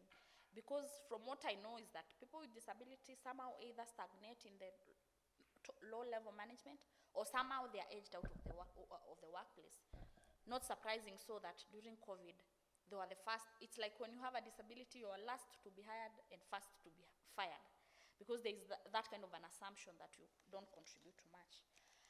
That said, is that I would say that inclusion, even in Kenya, we mostly focus on political inclusion, but I think it's also important for us to talk about social inclusion, inclusion in affairs of your community, economic inclusion. For example, Honorable Esther Passaris talked about National Government Affirmative Action Fund, and I'm very impressed to learn that it's a project of Honorable Kaluma, and I've forgotten the other PS. But then again, we also need now to start asking ourselves, if we say this for affirmative action, sometimes whenever it comes to legislation, from the little law that I know is that sometimes you legislate to protect. So if there's a gray area, for example, saying 30% goes to certain constituencies, I think we can also go ahead to prescribe and say, in that 30%, this percent goes to this percent goes to that, and so on.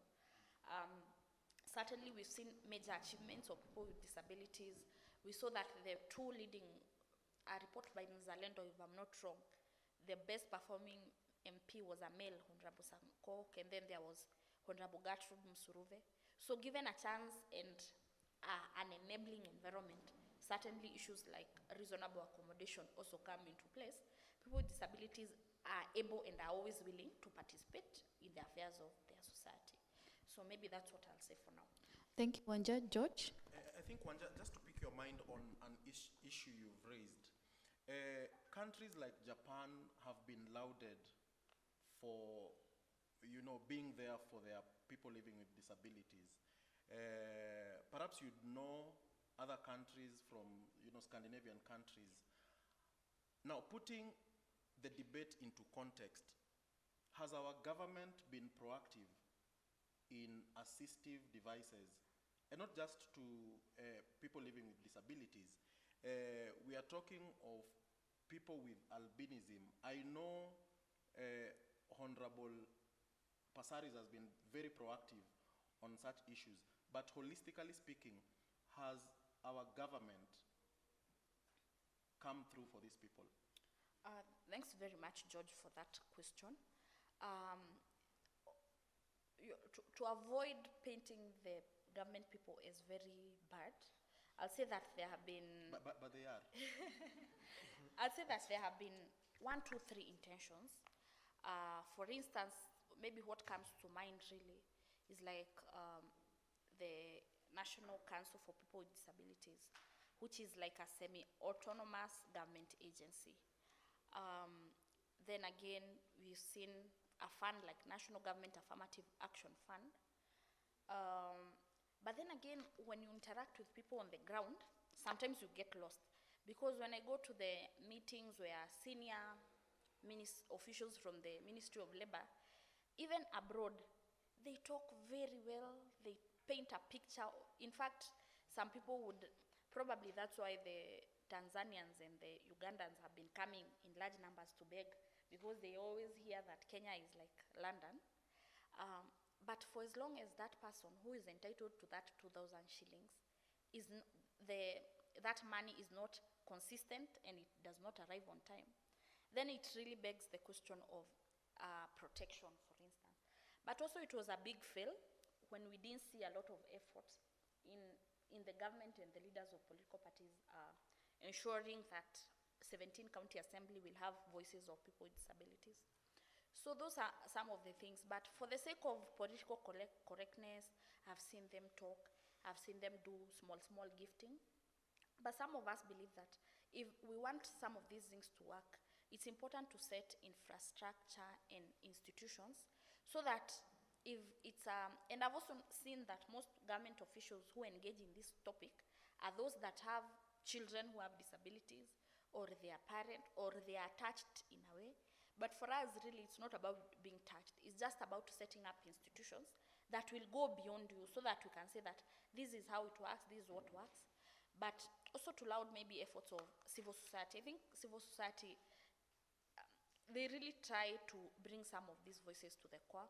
But even as we look at government's involvements and efforts, some of us feel like there's a lot of tokenism, and what many of us aspire really is to be engaged in the affairs of our country, is not to feel dispensable. Because I remember during COVID, one of the friends of mine, we were speaking and they told me, you know, I'm afraid. You know, you remember when COVID started, there were projections and all of us were so scared. A friend of mine told me, you know, now I'm so afraid. When this COVID, in Kwanzaa, we were all expecting, we were all waiting for September, because September was said to be the worst month.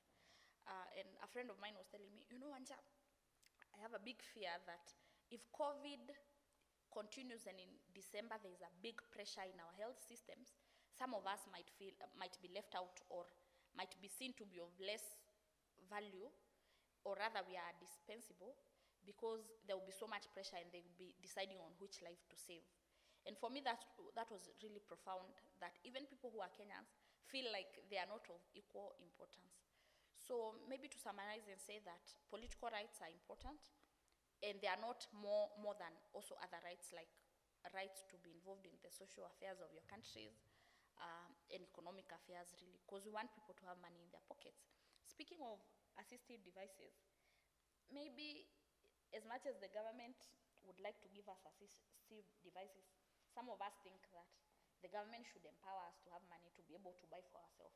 In any case, some of these government ones, they are very gray and not very good looking. So you'd want to have another one that is stylish and according to your preference. So importantly, involvement in political affairs, economic issues, because people want to have money in their pockets to decide how to live their lives. So thank you. George. Thank you very much, Just a Wanja. Okay, just go on. Okay, you talked about the government being bad. I don't believe. No, sorry. That was just on a light note. Yes. It was just on a light note. So the government is not bad. LSK is not bad. Parliament is not bad. But you understand that with issues to do with this, she has talked about Kenya National Disability Council. We are discussing disability issues here, and we don't have representation of Kenya National Disability Council. Yet they are the government agency that deals with disability. So the question is, because when you look at the Disability Act, they have a lot of issues. There is a section dedicated to disability issues and implementing the act that is within their purview. So they are not here. Secondly, we are talking about issues. She has talked about, my issue is, when we look at big words, affirmative action, when you look at big things, we are talking about making a fund, but there's very simple things, like, for example, the location of National Disability Council in Kenya. Where is the location? It's in Westlands, opposite ABC. How many persons with disability and visual impairment get there, and how easy is it to get there? So very simple things. I came here this morning, what is there is not a ramp, yet we are discussing disability and we are talking about inclusion. That's a table, that's not a ramp, it's a modification. So if we think about these small things that affect persons with disability and put people who are not necessarily persons with disability, but people who understand disability, because we live in an environment where we must be included. people who understand what they're doing. I think we are not there at Japan, but we'll get to Japan. Thank you. Yes, yes. In less than a minute, sorry. In less than a minute. And maybe just after you've gone fast, if there are any interventions online, we can take 2 or 3 questions. So you'll take us through vacation. Okay. I think, George, tying this to the point of monitoring and fulfillments of rights, a self-evident experience with disability in Kenya 10 years after this constitution is to just see how public transport operates. Disability Act 2003, Section 23, access to good transport. The Constitution itself, access to transport. But to date, correct me if I'm offside, I don't think there are any regulations that are facilitative to transport in Kenya of persons with disability. You only need to be at KenCom or any other stage and see what goes on. And bring that down, cascade that down to now children with disability trying to get to school, among others. I just wanted, because we may forget that. Or adjustment orders. By the way, the headquarters of Kisumu County is the Prosperity House. I think it's 13 floors, not a lift. Thank you. Now, I'm not even sure whether we can go to the next question or we go to social media, but let me just commend the way you are putting things into perspective. I think, and all of us will agree that we take these things so casually. Just because you can take a flight of stairs, you know you're okay even if the building does not have a lift. We take these things so casually that you do not think about the next person. Of course, I wouldn't want to comment so much on what has been said, but I can say that it is also high time that we get into these conversations in a very serious or from a very serious level. I think we can take 2 interventions. We have less than 30 minutes to go, so let's take 2. Then we can go to Praxidas Tororei.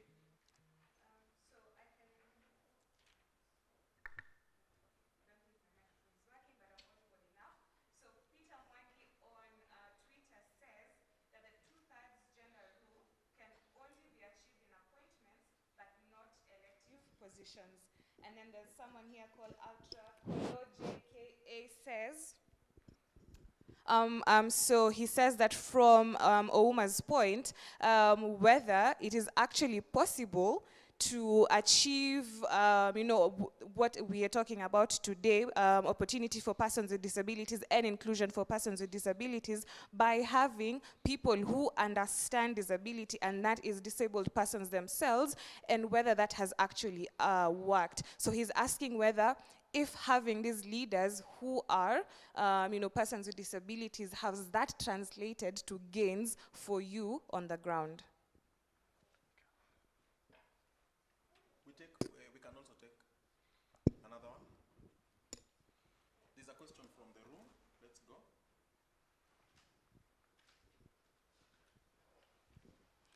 Thank you very much, George. My name is Kuli Joshua. I'm an advocate of the High Court of Kenya.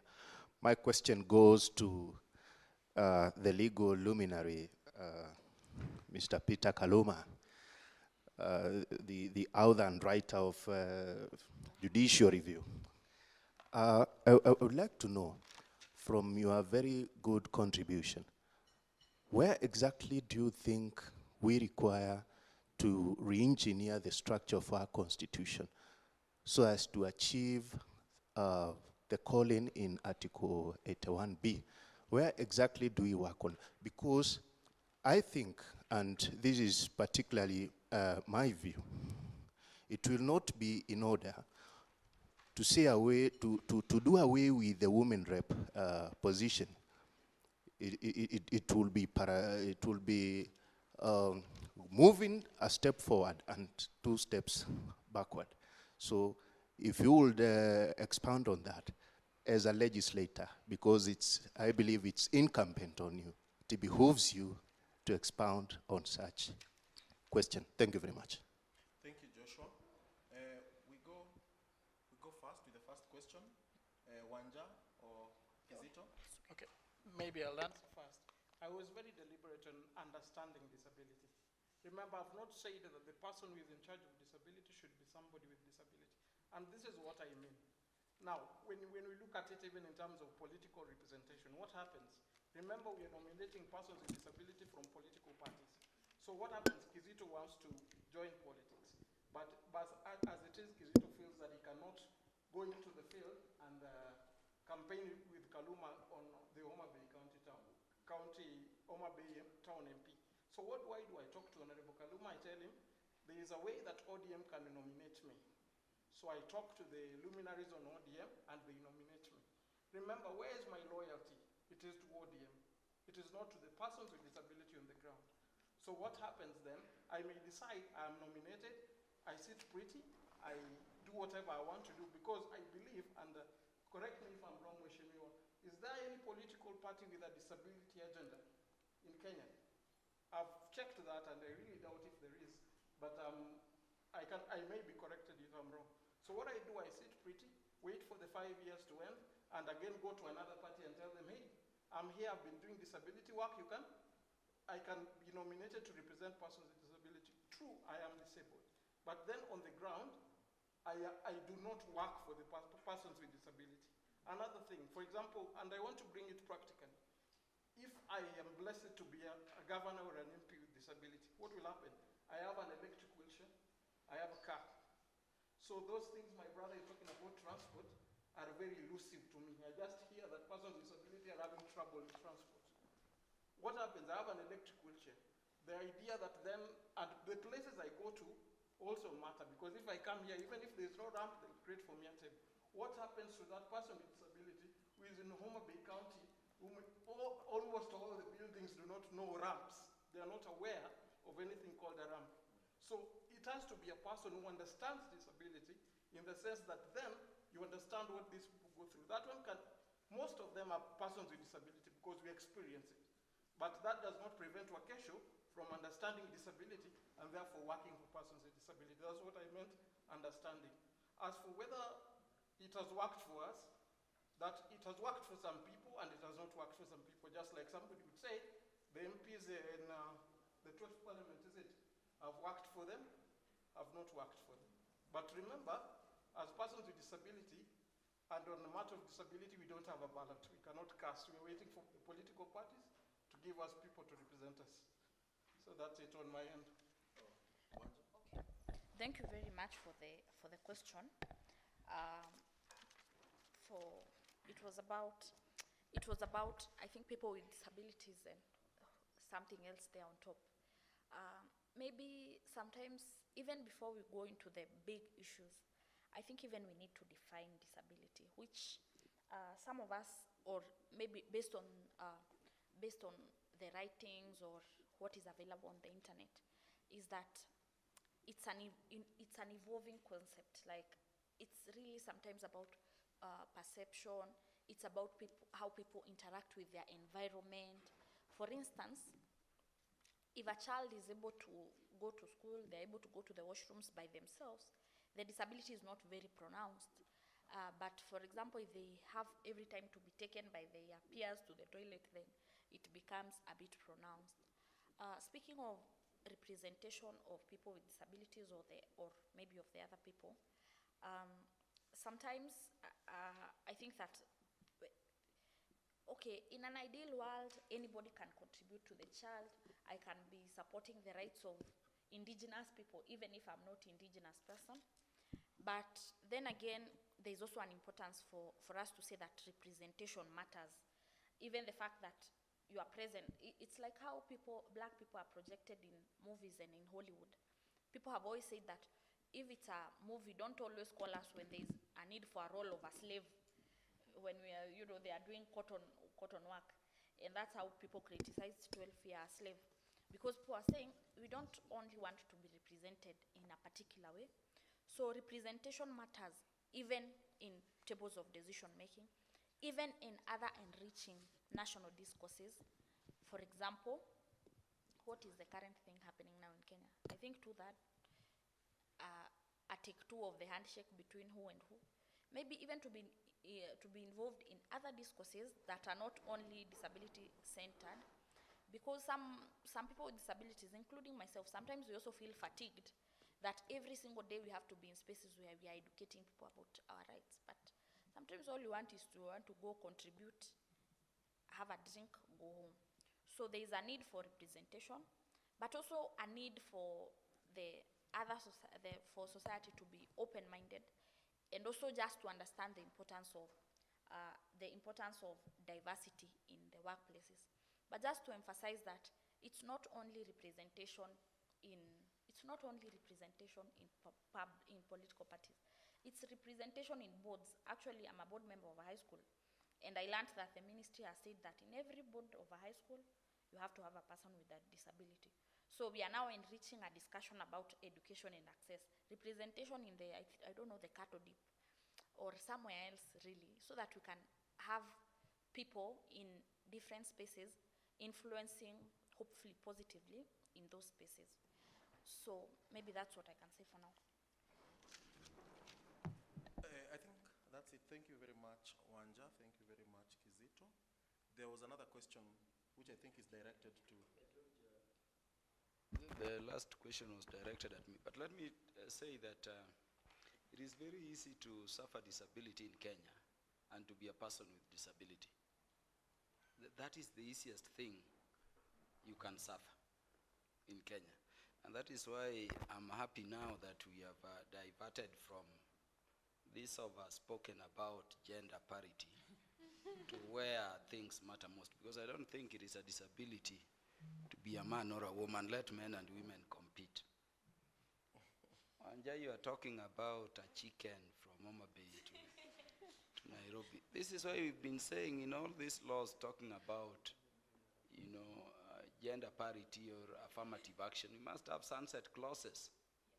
Remember, I was asking you, why did Honorable Gladys Sholei, who was already a chief registrar of the judiciary, go and compete to be women rep, not a constituency MP? As women rep, we know ultimately it will be a woman. It's for our budding ladies. That's why I'm asking, why would you go for women rep once, twice? Leave that space for budding female leaders. Go and fight it out once you have the capacity. No, not going there dipping around. Let us think about this thing on disability. And do I tell you something, the panel? Just yesterday, we were required to record something on top of Kenyatta International Convention Center. And the brainchild of that idea is Honorable Denita Gati. We reached there only to discover up to 27th floor. Now it is stairs, and those stairs are narrowing. You cannot carry a wheelchair to the top. And so we had to do whatever we do at the top, which was the most critical, and see a way in which we can include her down here. If you remember, Denita Gati entered into parliament, not physically disabled. She suffered an accident. The first thing you lose when you become a PWD is your dignity and privacy. I remember when Denita was from the hospital, the first hospitalization, she told me, Kaluma, I'm a person who really guarded my space. But I suffer this accident, and even going to a toilet, I have to be assisted. Even flushing a toilet, I have to be assisted. Ultimately, I have now to be wheeled around. And for those who knew Denita Gati, when we got elected in 2013, now that was a very able person. You lack your privacy, you lack your dignity. That is why I agree with my brother here.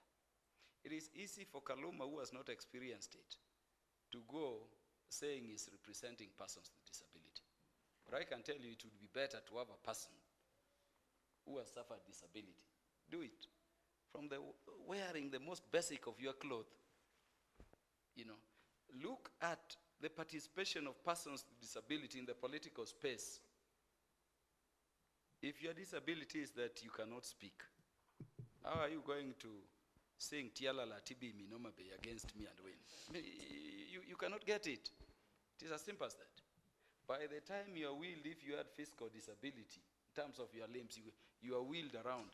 I've gone around Oma Bay town constituency 20 times, dancing with women and everybody there. And the more I dance, the more votes I get. You get what I mean? So that is a section that I would request. And remember, I started by thanking the Law Society of Kenya for focusing the societal thinking and debate around these marginalized sections of the society. Michoma, I started by saying, sometimes you will lose, but don't be discouraged. The idea that you've made the society to be debating this thing is already a success. Now, in terms of this disability, there are laws. But don't forget, I said, for women, we have Women Enterprise Fund. We have Youth Enterprise Fund. You have National Government Affirmative Action Fund, which largely is being targeted at umbrellas for women. You don't hear persons with disability in those spaces. The women are more, glamorous in the political space. You don't see persons with disability in rallies. You have all these funds, but you don't have a clear designation for persons with disability. Even in the procurement I was talking about, I can mention to you, say, persons with disability, women and youth, they are put together that way. How have we structured our law to ensure that if you are procuring to an entity which is for people with disability, it is actually for them? Or is it Kaluma using some persons with disability from his lineage in Oma Bay to get government procurement to do the 30%? And I tell you, the latter case is the common case. So we need now to have funds which are specific to persons with disability. We need now to review our laws and secure proper representation. The idea of voice at every decision making for persons with disability. We need to go to the basics, as my brother here was saying. In the Constitution, those specific things like just access to a building. Imagine our Constitution is that detailed, but it is not there. If it's a board, have them there. If it's a Catholic committee, have them there.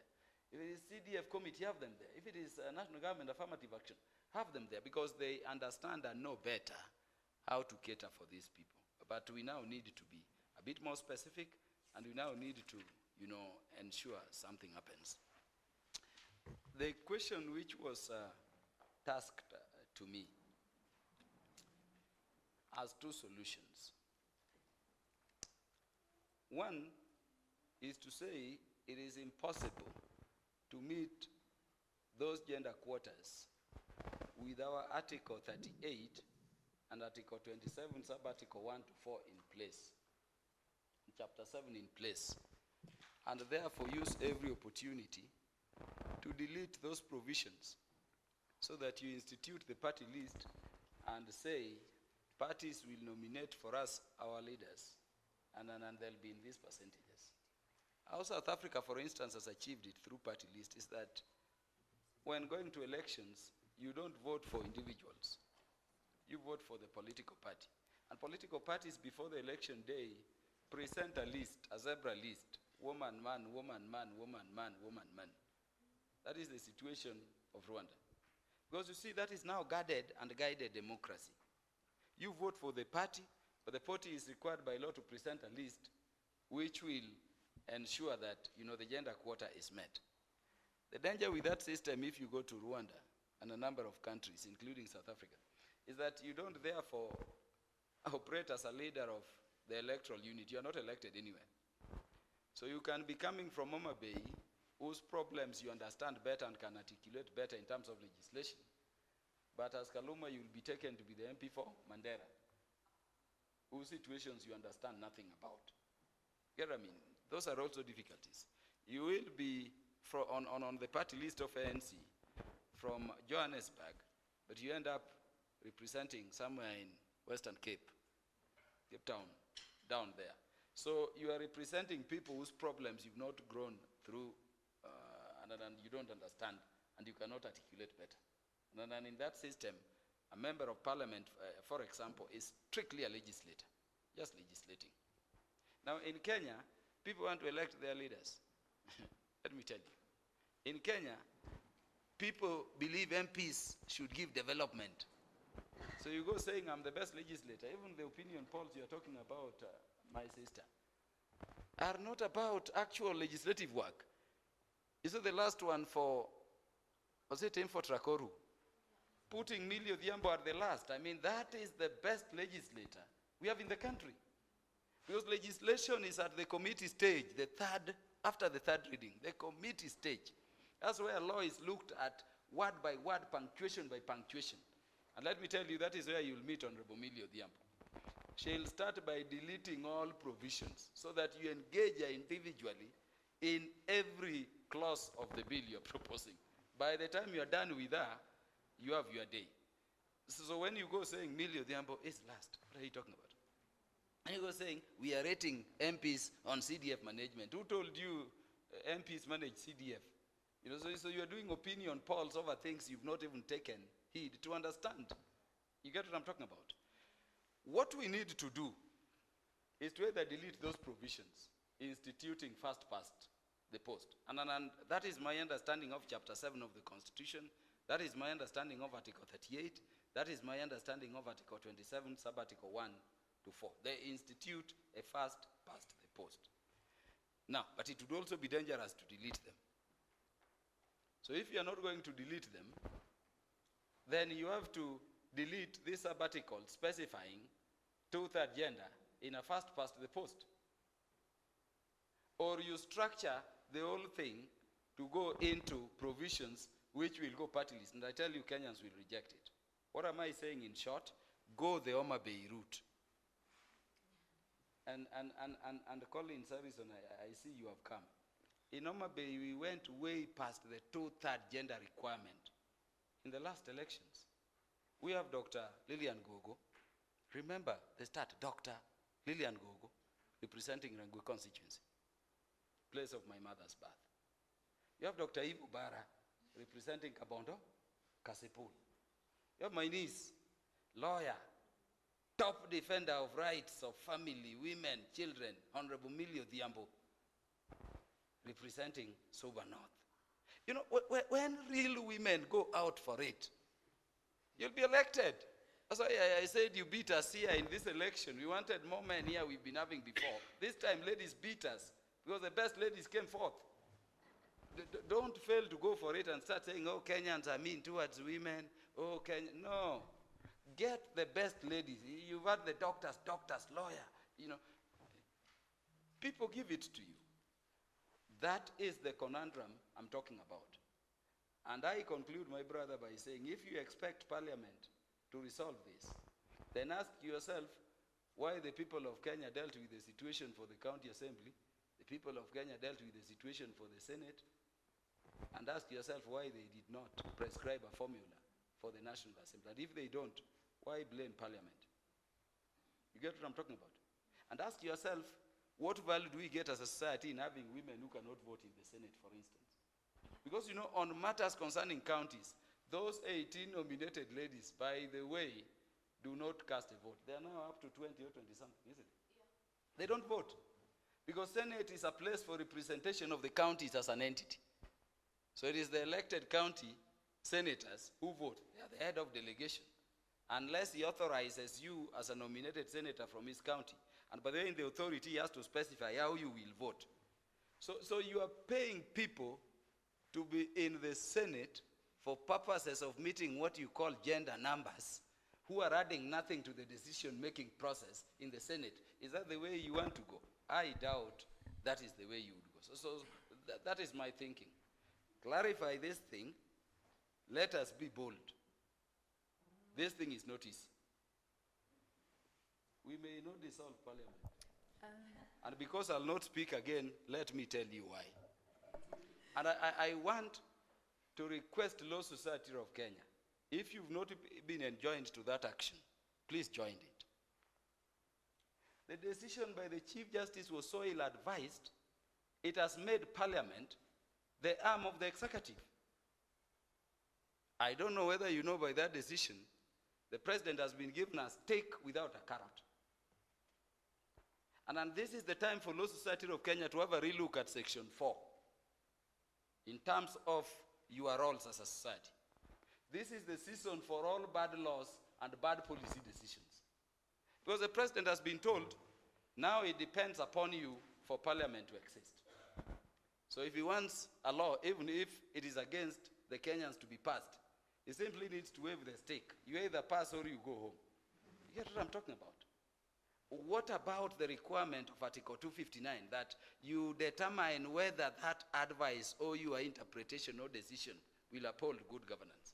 We are now officially the arm of the executive. But look at 261 sub-article 8. You know, sub-article 7 says that the CJ shall advise and the president shall dissolve. How does 8 start? If parliament is dissolved, why not once parliament is dissolved? There is a discretion. If I were President Uhuru, this is the best parliament to use. It's Maraga's gift for him to rule as he wants. This one cannot be dissolved because there are so many issues. Join that matter so that those interpretational issues people are seeking, can be clarified. And as we do that, George, we keep welcoming you to parliament. You may be demeaned outside there.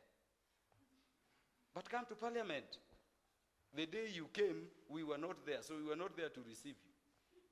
I want you to keep coming, keep coming. People will laugh at it, but it is sending a message for discussion about the rule of law and constitutionalism. Just keep coming. People will deride you in Twitter, people will deride you in social media. But come, just keep coming. But I want ladies like the CEO here to run. If you don't give people options, they have no lady to elect. Don't cry later. I thank you, George. I think, yes, Honorable Kaluma, your point is clear. Of course, you've been candid enough, but on elements of occupying parliament, as usual, you will never accept that. So, May I, George, just kindly, and just to respond to what Honorable Kaluma and my learned senior has said, I think just by very brief remarks. One, of course, we hear what you've said. In fact, for us, I think just within the sector, we have actually chosen as FIDA to enjoin ourselves because I think they're pertinent issues and we'll be discussing with the Law Society how we can go about it. Because I think from a fundamental application of the law, we can't escape what is happening. But I think secondly, and this is what we see, especially in the space where we are discussing the 2/3 and the views that have been shared, sadly is that we keep this discussion, it becomes a Nairobi 12th Parliament capital city discussion. How did we get here? It is because we needed women who are at the grassroots level. Doesn't mean they're lesser, but they're really at the forefront of development to be given equal opportunity as Anne to either vie to join the county assembly, the Senate, or the National Assembly. So I think for us, and that's what we are calling upon, even as we have this discussion, and within the women's movement, we are trying to be very deliberate that we take this discussion where it matters most, that we are able to translate and show the women of Nairobi the direct correlation between having fewer women in leadership and the result we saw one of us having to deliver outside Pumwani Hospital. There is a direct link because it is about the level of women who can get into legislative places to push for certain changes, that even if you have a standoff between Senate because of division of revenue, that some things are totally unacceptable. For instance, one of us having to give birth outside a public facility. So I think as we go on, and that's what we'll urge, even as we have these discussions, is that we need to really decentralize the discussion, and the women are there. I can confirm to you, Honorable Kaluma, FIDA has been working with phenomenal women from the grassroots level, including in Homa Bay County. Women who tell us, all I need to do, and at the end of the day, is I'm not asking for a free seat. I want to be certain when I'll stand in Homa Bay Market to ask for a vote, I will not be indignified so much than my brother who will stand on the same podium. I want to know if I go to a bank and ask for a facility to finance my campaigning, I'll not be asked, for instance, to go back and ask for my husband's consent of a property I myself acquired. Those are the fundamental questions we're asking. So I think it's important to clarify women are not asking for free seats. We have, in fact, the Law Society is a testament. We have so many women who are capable of leadership. We need to be careful so that the public does not interpret that women are asking for free seats. No. We are there, we are ready, we've mobilized, we are capable of taking over. what we need is fair game. We need political parties to be deliberate, including the disputes tribunal. Because, at the end of the day, Honorable Kaluma, if we stand with you in Homa Bay and you get the ODM ticket, and I feel as Anne I won, I'll go before a tribunal that might not necessarily listen to me equally to you as a woman. So those are the structures we are calling for investment in terms of political party dispute tribunal, including the office of the registrar of political parties. Now we have a substantive person who's a woman. We allowed that. We are not complaining. But it's those systemic issues that we have seen that really work against women. Not to say that women are not capable, but we've seen systemic violence that's really mainstreamed in this country in terms of political campaigning. We have seen what people do in terms of victimizing women. So that's what we are asking for. Women are not asking and are not expecting for free seats. And lastly, the two-thirds question is a fundamental question of the rule of law. And this is why it's important. If today we don't take it as seriously, tomorrow we are going to look at other groups such as PWDs, the youth and the elderly, and the same attitude that has prevailed on the gender question will prevail on them. So that's why for us, it's a fundamental thing. On the 27th of August 2010, we as a country promised the women of this country that no more than two-thirds in elective or appointed seats will be made up of men only, that we're going to have that equity. So it's about implementation of this constitution. It's about today us saying and relegating that some promises, yes, are there on paper, but they're not as important. But when it comes to certain things, we are very fast to implement. So it's a question of really, really adhering to the rule of law for the posterity of this country. Thank you very much. Thank you for the insight. I don't know whether, as we wind up, Honorable Praxidas Torore, I don't know whether she's online. Honorable Praxidas, she's not. I think we can just throw this question to anyone who will catch it. I don't know whether Kaluma you'll be better placed to answer this in respect of IPOA. Has it created an enabling environment to promote civilian oversight for people living with disabilities, women, marginalized groups, and vulnerable persons? Yes, I also sit in the Committee on Administration and National Security.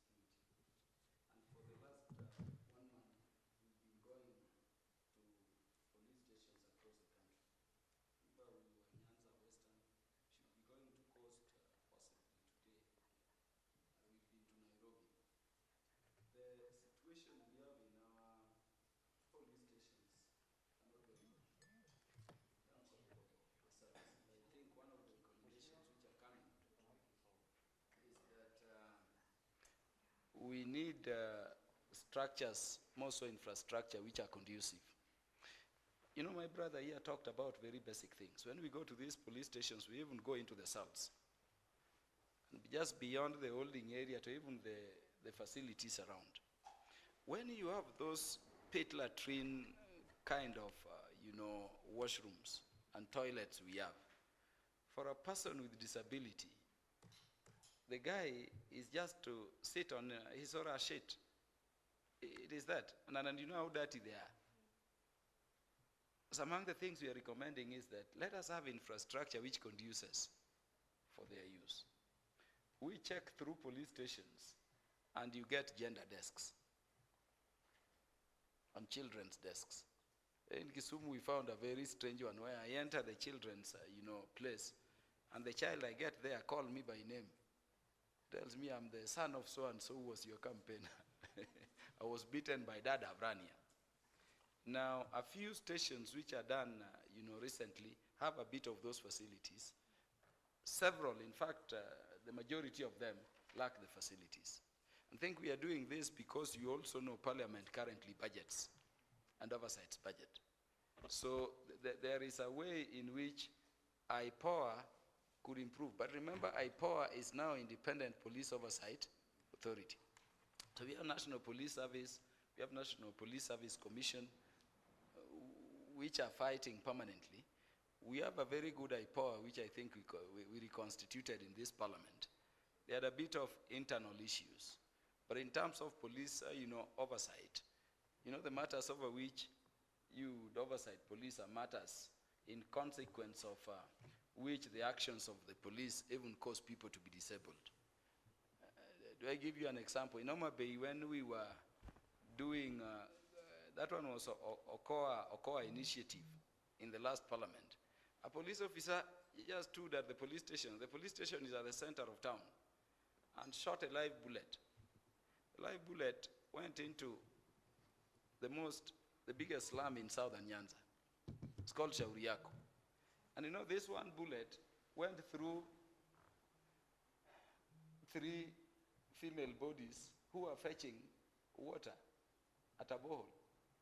So it hit this one on the arm, hit that one now. This lady was braiding, they call it doing salon work.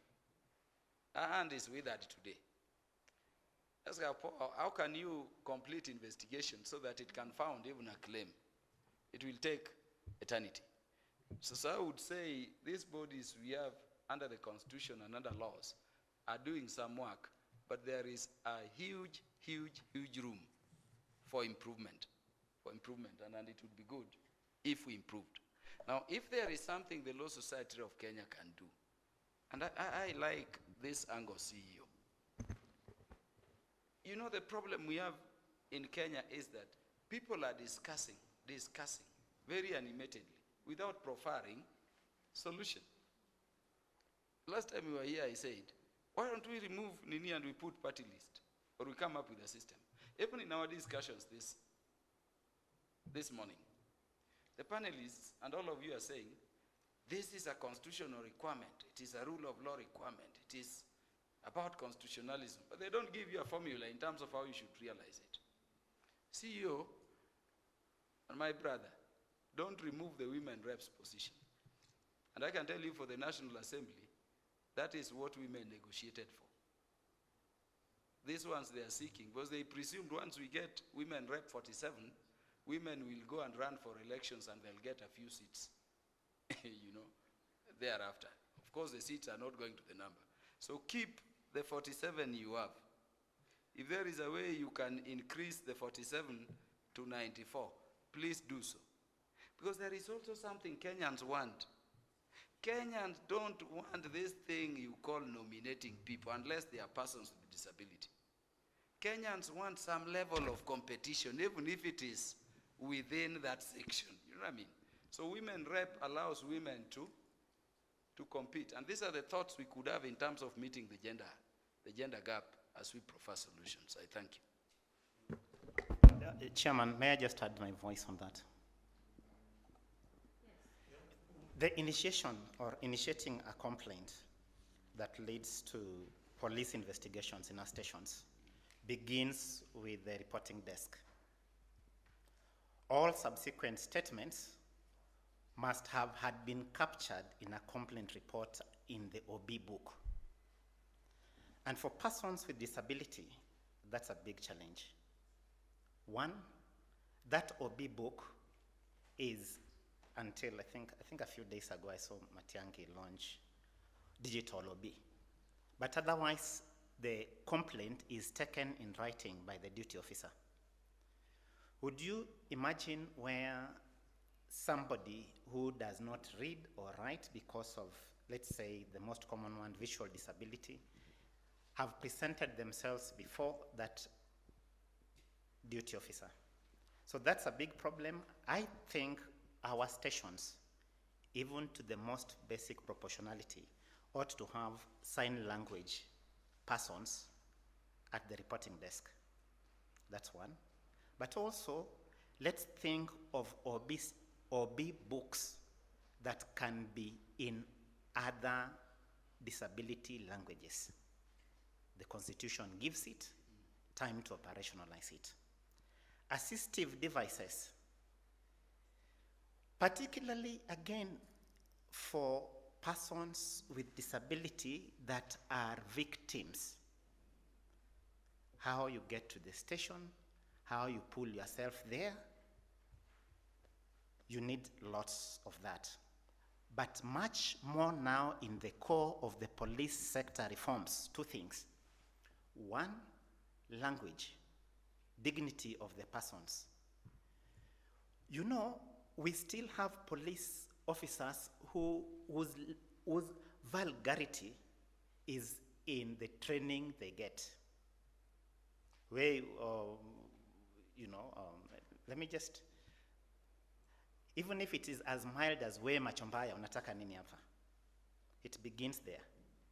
Yet, at 54, the first promise is about your own dignity. And so people will, this stigma even makes persons with disability not end up going to police stations. That is one, just on the dignity of the people. But also two, IPOA's mandate is normally, okay, the oversight area, but if you want issues of misconduct, and I think where we need to take a bit more reforms, is in the Internal Affairs Unit that is created under the National Police Service Act, the National Police Act. That unit, if it was strengthened, if it were better resourced, I think it should be able to help our stations deal in a much friendlier manner without all those demeaning institutionalized behavior against persons with disability. My 2 cents worth. Thank you, Chair. Just very briefly,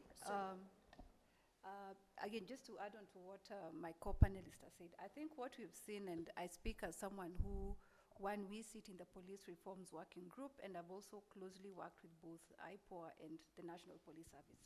I think what we see, and that's the biggest, if I were asked, the biggest problem we have with the police in the country is the fact that we still have to decolonize police service in this country. It still serves with how it was established, and historically, police service in a lot of colonial countries were meant to serve the colonial government. That stems into the training they receive, the quality of life they live, the housing they receive, and even the benefits or not that they do receive within the service. And so for us, when we look at even the role of IPOA, and I think we are now well into the second commission, a lot still needs to be done. And I think the fundamental complaints still remain where we are having police using excessive force or misuse of their firearms. And in a lot of it, it's targeted towards human rights defenders. And when you look at even how the expectation of the public, and we've tried to engage them, most of them feel IPOA respectfully still needs to come out and really, really assure the public that today, if you have a complaint against a police officer, one, the complaint mechanism is simplified, as you've said. Now we're even speaking in terms of making all persons with disability understand whatever form of disability, or even just Kenyans understand what it takes for you to go claim that a certain police officer did X, Y, Z against me. Two, there's got to be infrastructure. And on this, I'll single light. I don't know if you've been, I mean, I'm one person who's very observant, and I take keen interest in a lot of things. And for those of you, I could be wrong, but I've closely observed these new police uniforms you have. And Honorable Kaluma, you sit in the committee. I don't know whether it was by default, but the one noticing, the glaring missing thing I've seen is I cannot see the numbers the police used to have. They're gone, because I would be stopped or flagged by a police officer and I could easily ask, or I could tell the number. So those are the softer issues we are talking about in terms of enabling the population. Now, if today a police officer misuses their firearm or there's excessive use of force, the complaints mechanism does not overly already intimidate me or make it so complicated to file a complaint. But thirdly, and I'll still repeat what I said at the beginning, the resourcing. Honorable Kaluma, what you've said is right. We have gone to police stations in this country. At least you found a desk. We've gone to stations where the gender desk is existent in paper, and when you really, really ask where it is, it's a corner where the store and all the exhibits are actually stored because it's never used. Yet we are talking about reforms. Yet the police and security sector in this country still receive the biggest chunk of the budget. Where does this money go? We need to start starting for this accountability. Where, when we state, and they keep on saying, because at the end of the day, what's happening is this over-reliance on, for instance, non-state actors. During COVID, I can attest, I think each and every NGO has been busy in police stations, in prisons, donating laptops, printers to facilitate the virtual justice courts. But where does the money from the exchequer go? When we know the biggest chunk of money from our budget goes to the security sector. That in 2020, I have got to go to Kasarani police station where there is, yes, a children's unit, but it is just a building. Inside, police officers lament and tell me every day that they're the ones digging into their pockets to buy children food, to buy dignity packs for girls who are in conflict with the law, and to take these children home. So I think we have got to be serious about holistic reforms, and at the heart of it, really strengthen IPOA to come out very clear as an impartial body that can really put, one, the National Police Service Commission to task, as well as the executive, in terms of where we are resourcing to make sure that we have a police service, as they say, and not a police force in this country. Thank you, Anne. I think, Wanja, you can rejoin. You can have a rejoinder for 1 minute. Then you can go to Rosalyn, Annette, and Lillian. Just a second. Speaking of IPOA and the work that they do, and even whenever I hear issues to do with the police, prisons, and people with disabilities, it has always been a discussion of them being victims of, going to report. But even there are people with disabilities who are actually criminals and people who are in conflict with the law. So when you're talking about accessibility, we should even go further and say accessibility in prisons, because the law apply for everybody, accessibility in those cells, because they are people to be arrested. I remember one of the perpetrators of the undressing of the ladies who was in the My Dress, My Choice was actually a deaf guy. So we are also saying that people with disabilities are not so special that they are only facing challenges in terms of reporting others, but they can also be people who are breaking the laws. That said, speaking of the people with disabilities, I don't know if it's scientific, but it's just my observation. But sometimes whenever we look deeply, most of the perpetrators, especially some of these defilements, it's actually family members. So there's always like a story of, we went to the police station, and then now the family has said they'll solve it. Anyway, maybe I'm digressing to start another discussion of how people with disabilities interact with the law, but just to say that let accessibility be everywhere, whether you are the criminal or the good guy. Thank you. Could I ask a question? Just a short one. I mean, why don't we allow IPOA to act more on their own motion? Why do we make it a requirement that somebody has to complain? I mean, look at what happened when we started these measures around COVID in Mombasa at the coast. It is barely 4, barely 5, and you can see it from Nairobi.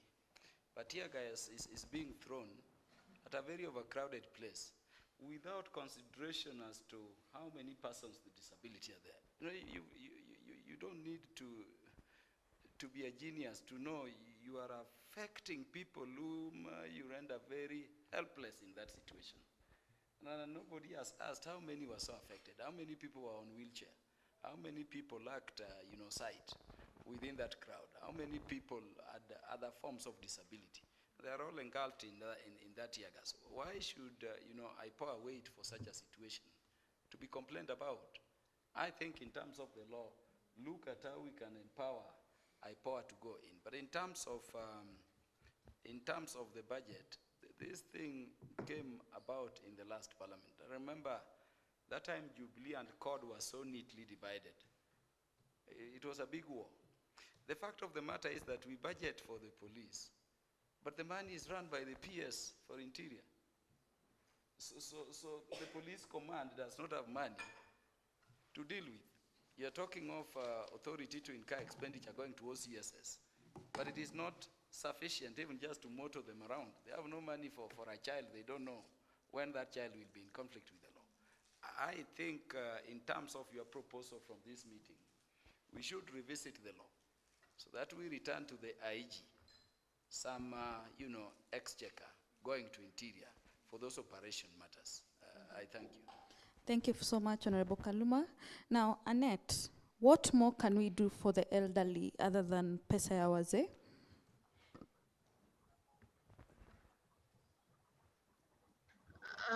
Okay, thank you very much. Maybe I just wanted to also add into the conversation about IPOA as well before I respond to that issue. I think IPOA would like to say that some positive gains have been made through IPOA, just to look at the instances when they responded to police brutality during the COVID period, where there was a lot of excessive use of force by the police to enforce the curfew. And I think in collaboration with the Law Society and ourselves and IPO, I think they came out very strongly in that particular case to ensure that the court and the police are comply with the rules that relate to protection of the people. I think what needs to be seen more is prosecutions and also consequence where they can respond if there are any violations that affect them. Also, just doing programming around issues that affect the elderly. There are a few organizations that have responded, for instance, to the issue of killing of the elderly on account of witchcraft, and having such programming where you have response for violations that affect the elderly is key in just increasing protection for them.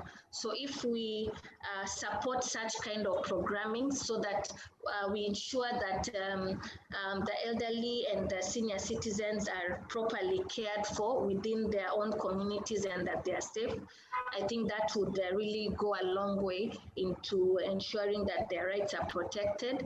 Again, the cash transfers are not adequate, so we may need to find ways in which that amount could be enhanced for provision for the elderly, especially those who are in the rural areas, so that they can then have a sense of security when it comes to the general day-to-day needs that they might have. So I think those are what I would say would be potential issues that we can put in place just to protect the elderly.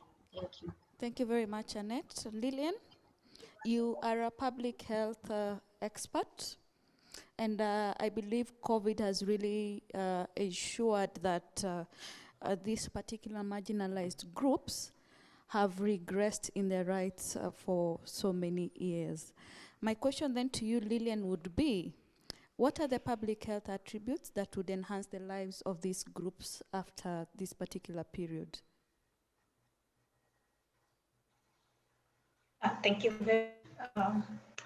Maybe to begin with, I would say that the number one thing is to involve the persons with disability in policy making, in the design of programs, even including public health programs, because they are the experts. They know what works and what not works. But coming specifically from the work that I have done with persons with disability, and especially women with disability, is that our facilities, as most of my co-panelists have mentioned, are still not accessible to persons with disability. We have some that have constructed ramps, but sometimes you find even those ramps are not either too steep that somebody cannot self-wheel into a facility. So they still need to even engage the persons with disability, even in designing of those infrastructure, and to ensure that they're truly comfortable.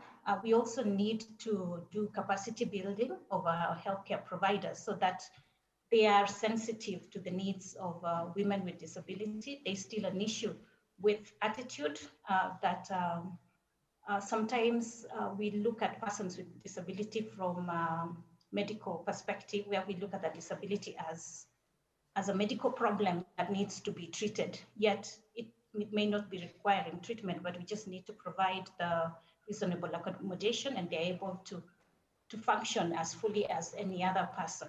The other thing that we would need to do is to improve on communication, which is a major barrier, because you find that if you're going to see a doctor, you want to have that privacy and to explain yourself and the medical issue that you are presenting with privacy and with comfort. But persons with disabilities, say those who have who are deaf or hearing impairment, need somebody to interpret and to translate back to the healthcare provider. So we need to make provisions again in training. We may not be able to train every single healthcare provider in sign language, but we could invest in technology where we would be able to like other developed countries have done, where you are able to communicate and the device could translate the signs, and the doctor is able to pick, and when the doctor speaks back, the device can also sign for this person. So we need to invest in technology. We also need to invest in the equipment. One of the main challenges that we recently witnessed when we had a field visit was that when you go, especially for the women who are accessing maternal health care services, when you go to a facility, you find that the examination beds, the delivery beds, are not flexible. They cannot be adjusted downwards so that they're able to get onto the bed or come down. And so it presents a problem where they need somebody to come and lift them up, which is denying them their dignity. And I think this is really a quick win that county governments could invest in, just, beds that can be adjusted so that they're able to access them. We also need to improve the accessibility of the bathroom so that they're able, if somebody is on a wheelchair, they're able to wheel and go in, without a lot of difficulty or requiring to be to be wheeled in. So we need to have within the facilities themselves, if we could have, say, the service charters and other pieces of information translated also into sign language where they would be able to read, have some basic IC materials also provided in Braille. So there is quite a bit that could be done. It may not require a lot of investment, but the willpower to be able to do that, and persons with disability would be able to access services just like any other person, and would be able to explain themselves and to receive the services. Thank you. Thank you very much, Lillian. My last question is to my senior, Dedede. You have been a woman in leadership for a couple of years. You have been a council member of the Law Society of Kenya, the vice chair of the Judges and Magistrates Vetting Board. You are a policy expert. My question is, Honorable Kaluma said that women should vie for political positions. But when we get there, that is not the end of our torment. Perhaps what you can tell us is your experience in top-tier leadership and how we can change the perception of women who have already made it to political and decision-making spaces.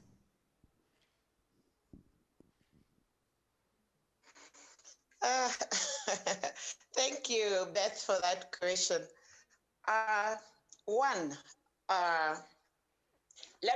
First, before I answer your question, let me talk a little bit about disabilities. It's sad that whenever we talk about disabilities, we only think of physical disabilities, and there's very little regard for people with intellectual disabilities and people with probably mental disabilities. But I'd like to focus more on the intellectual disabilities, who seem to be a totally forgotten group of people. There we have people like with autism, we have people with ADHD, we have people with Down syndrome and such kind of disabilities. This group is totally forgotten in every conversation about disabilities and rarely provided for. And this being a legal sector discussion, their access to justice issues for people with intellectual disabilities are totally disregarded. So that when you find a child, say, with autism, these are children who are slow to learn, slow to speak, slow to communicate, and sometimes tend to have very aggressive behavior. So when a policeman comes across probably a child who has autism and is not able to say so himself, and of course it's not visible to the third party that this child, say, has autism, he will be arrested, he'll put into the justice system. No one will consider him as a person with intellectual disability, and he'll find his way to prison. We really need to start speaking up for people with intellectual disabilities, and especially on issues around access to justice and fair justice systems for them. So I hope we will in future be able to progress discussion on disabilities beyond physical disabilities, which is what we have. which is what we have. So I think I'll go to your question now about women in leadership. I don't think women have a problem with being in leadership. I don't think that should be something that we worry about.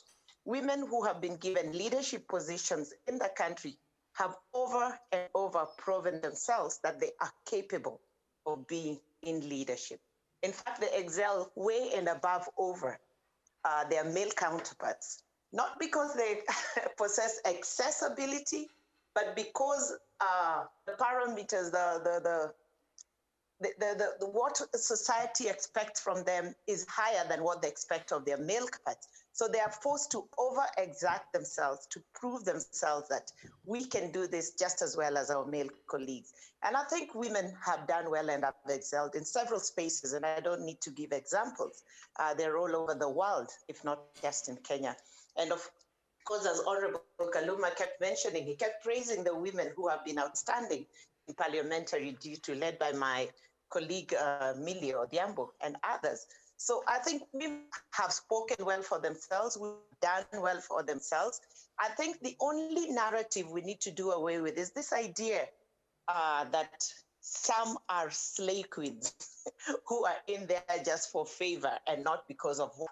And I go back again to what Honorable Kaluma said, that let us not nominate just because it's a woman. Let us nominate them for their worth and the contribution they're going to put in there. So let us have a qualitative nomination and not just a quantitative nomination. That's what I'd leave you with. Thank you very much, Beth.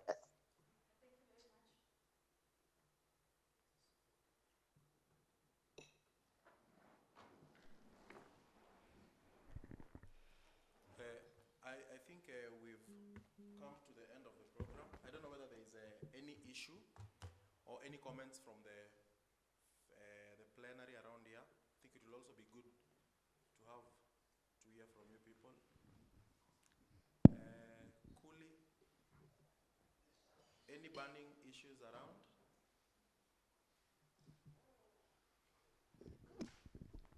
Thank you, George. Mine is to say I'm so glad to be in a forum such as this and to gather ideas and opinion on a very burning issue.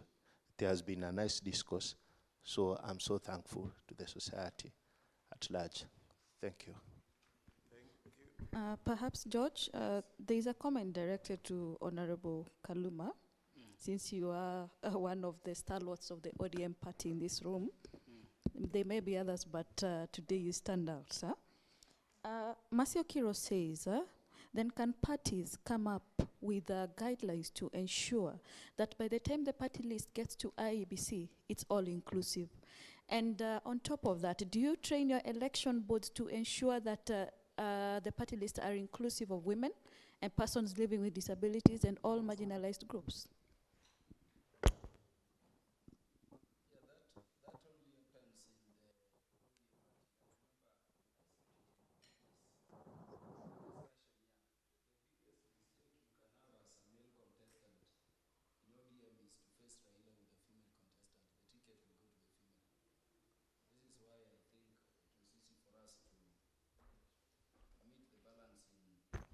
In Homa Bay County. Our party leader goes largely for minorities, persons with disabilities. Remember, the ODM party was the first to go for a person with albinism, among other persons with disability. Now, that consistency is, of course, lacking across the political spectrum. But I want to tell you that the challenge is not about the willingness or unwillingness of political parties to have gender parity in their nomination or to incorporate these excluded sections of our society. The problem is in the fact that the person the party nominates has to face off with people from other parties, including independent candidates. So if you just pick a woman because you want to pick a woman, or you pick a person with a disability for its sake, that person is going to meet the others. So that in nominating, you must also be sure that the person you are nominating we'll get you that seat for that electoral unit. Now, that is a challenge. Maybe we remove things like independent seats and we have political parties alone. But that CEO will tell you is the biggest challenge. Because if you are nominated as a woman in Homa Bay town, assuming Kaluma is too popular, Kaluma still has the leeway to go independent. And you'll have just lost that seat. So there is a way in which the party can intervene, but we can still tighten the laws around strengthening political parties to secure that they get the best people. Thank you very much, Honorable Kaluma. Just a minute. I'm told that Commissioner Praxedes has logged in.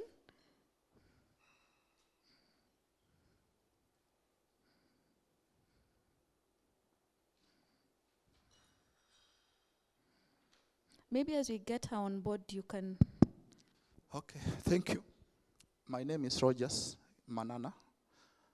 The issue of securing constitutionalism and the rule of law, we have seen the past regime, even during Moi's regime, introducing in the affirmative action. And through affirmative action, for example, ladies have emerged to even do better than us men. In the legal practice, for example, we have more ladies in the council than men. That means we have a lot of confidence in the ladies, unlike in the past. In the law school, UON, for example, where we were, we had a good number of students even emerging with first class than us who are politicking and cabbing. We're not first class. But having said that, Honorable Kaluma, with all honor, LSK, through the council, assertive on issue of women representation in parliament. You, as a learned friend, we expected to be on the forefront in supporting Nelson Harvey with the brave new band, his council, rather than mocking him.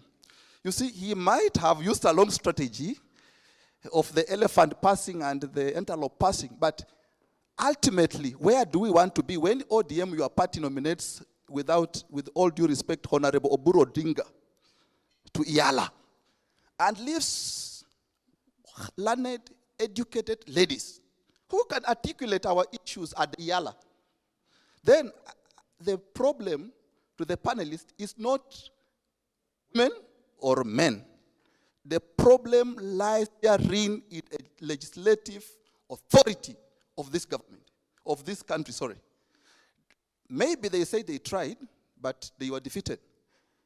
Maybe it's the highest time, Honorable Kaluma, then we remove that clause in the Constitution of saying, let's remove it, because now it's unconstitutional. The parliament is unconstitutional.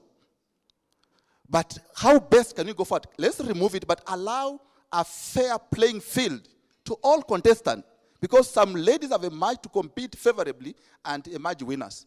So that's my little contribution. I'm sorry, Honorable Kaluma, if I hit you below the belt. But we need to adjust and see the political parties of believing in our ladies. It's not a time for them to cook chicken in the kitchen, and they bring imondo and the good parts, and then they eat legs in the kitchen. No. Let's respond, because he has mentioned Dr. Oburu Odinga, who is my uncle. Kindly. You know, maybe Senior could go, then you can answer them both together. We cannot sit in a seminar talking about the rights of the elderly, marginalized groups, persons with disability.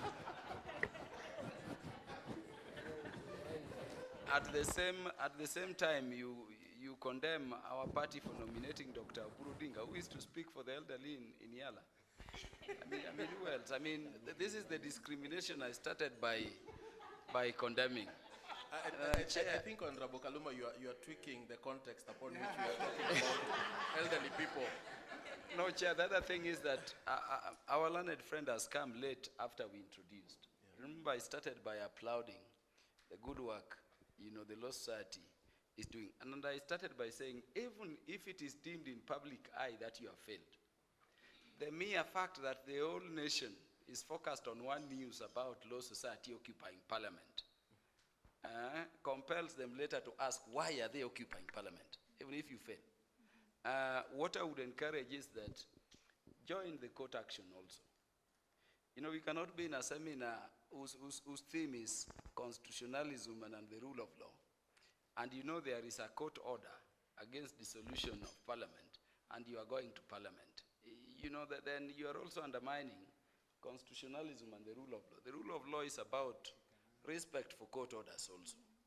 And it does not help our cause under, you know, Section 4 of the Act, that the Law Society of Kenya has not selected a team based, you know, on this information we've been gathering to join that team and deal with it. Be warned, Parliament, people have complained about MPs. By the way I'm talking today is not the way I was talking before.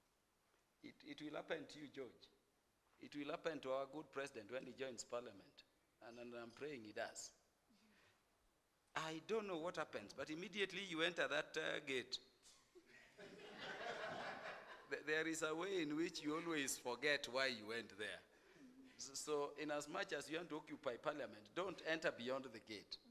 Because once you enter there, you'll throw the business and leave it by the gate. And so the jokes of tea was taken, will overshadow everything. Do it from outside, yeah. But now that parties are in court, let us do it in court. I thank you, George. Thank you, Honorable Kanduma. Before we go to Gishoy and Wakesho, Commissioner Praxedes, we have largely spoken about your constituency, in quotes, the IPOA, and we've also spoken about your previous work at the IEBC. I hope you were able to join us. Yes. But the question then I'm going to pose to you, you know, drawing from your experience in the IEBC, what stops the IEBC from rejecting these party lists which are not in conformity with either Article 81B or in conformity with nominating people or persons living with disabilities to Parliament or to the Senate? Why does IEBC actually continue to use those lists? Thank you very much. I'm sorry I had network challenges, but I've been able to follow largely. I must state that IBC does actually train political parties with respect to development of the party lists. Having trained them, then we expect political parties then to conform with the requirements of the law. And indeed, whenever they submit their various lists, be it for women, be it for persons with disability, IBC would go through it through a checklist and confirm that it does conform. And subsequently, the IBC would use those same lists from the parties. So I do not think that IBC can be condemned for that, because where it does not conform, then the party list is usually rejected. And you can always even move to the next name if it does not conform in case there were errors. But having said that, you would find that despite the nomination, you would then have people who are saying, challenging the persons who have been proposed for the nomination. And then we engage in the dispute resolution processes. And during that dispute resolution process, then members are also given that opportunity to confirm as to why they are challenging a particular nominee or not, whether they fall under the category of PWDs or not. So that process has been put in place by IEBC. And thank you. Thank you, but I could also add, with respect to IPOA and the work that we do, we have been monitoring police stations. And in fact, this morning, I managed to visit police stations in Kapsabet. And some of the things that we also look at are compliance with the requirement that they do have gender desks. I must say that a number of police stations have a few challenges in that some do not have a gender desk, or if they have what they may call as a gender desk for women or men and also children, you'll find that sometimes they're not manned. And where they're manned, they're not manned by professionally trained personnel. So there are those challenges that they do have, and we have brought this to the attention of the IG, and we hope that more officers can be trained to man the gender desks, and actually that these officers are properly constituted and set aside for purposes of addressing the challenges that women, children, and even some men do face when they go to report cases that touch with sensitive issues such as violations of their sexuality. I thank you. Thank you, Commissioner. We have, I think, questions from Wakesho and Gishoi. Please state who you're directing your question to, or if it's a comment, then George, you can take over for everybody to get their 1 minute to say something. Thank you so much, Beth. I will start with Honorable George Peter Kaluma. Reading your tweet on October 7th, other than parading like statues behind Nelson Harvey, what do these many ladies we elected to the Law Society of Kenya do? What do they stand for beyond these photo sessions at LSK Nairobi? Well, I don't want to go to the detail of the responses and the back and forth from the president, and I must say I have not been sent. I'm seated near one. I have not been sent, but I just wondered because I heard you so strongly recommend and commend the LSK for what they're doing.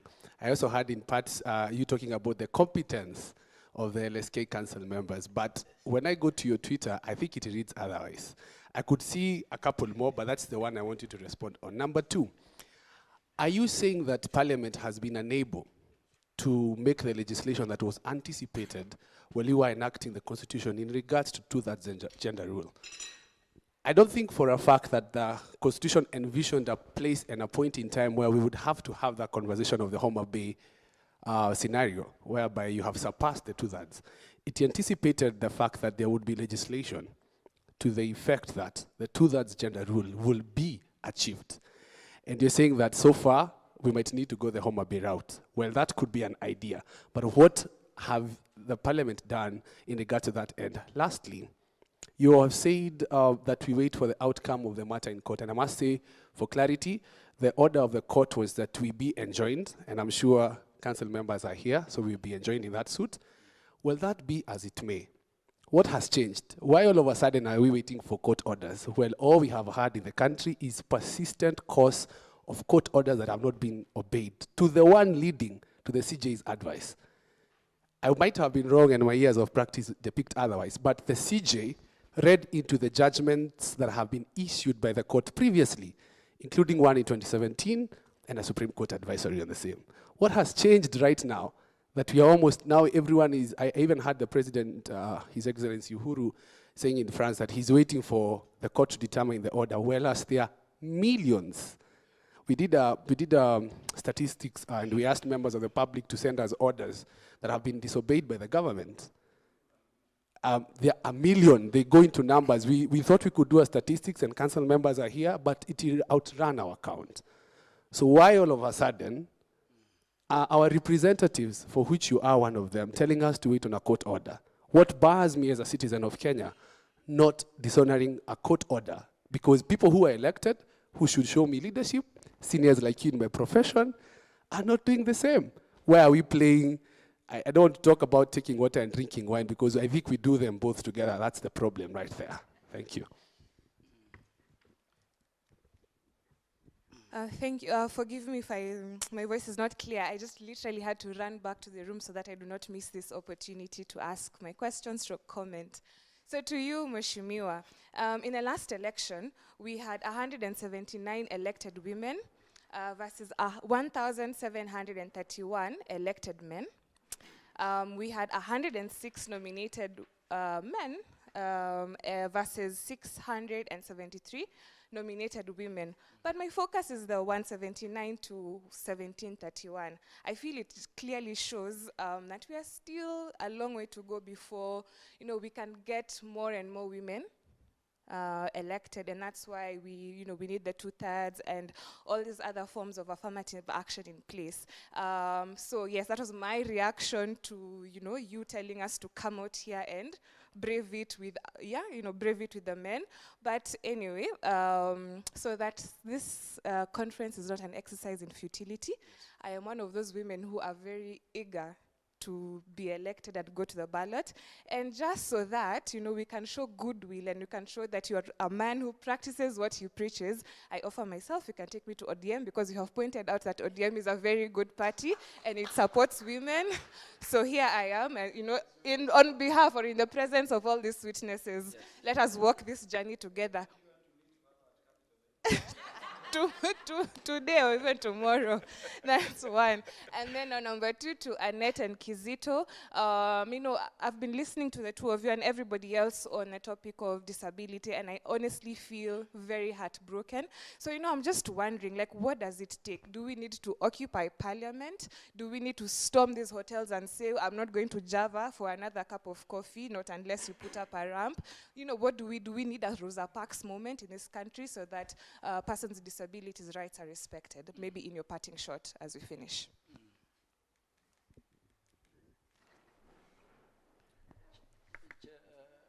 George, namesake, do I defend myself? Yes, please.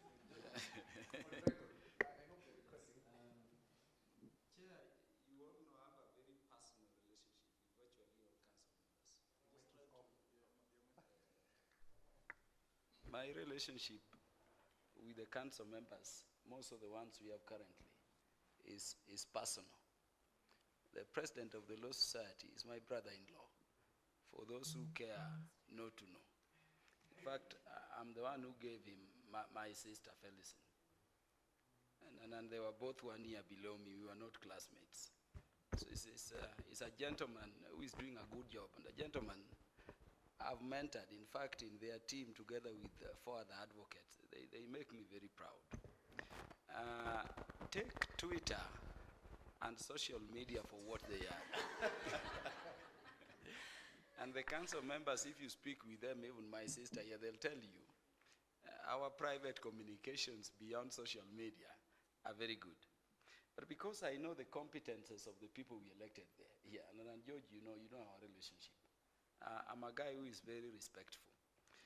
The situation I'm talking about, competences and capacity, when you see a tweet saying I don't want them to touch statues behind the president. I want them to talk because I know what is in them. I want them to engage more. We are now in a program being run by my sister and my brother here. Honorable Faith Odhiambo has joined us. But how many people are viewing you speaking? When the president speaks, he's seen more. And that is when the Law Society of Kenya gets the attention of everybody.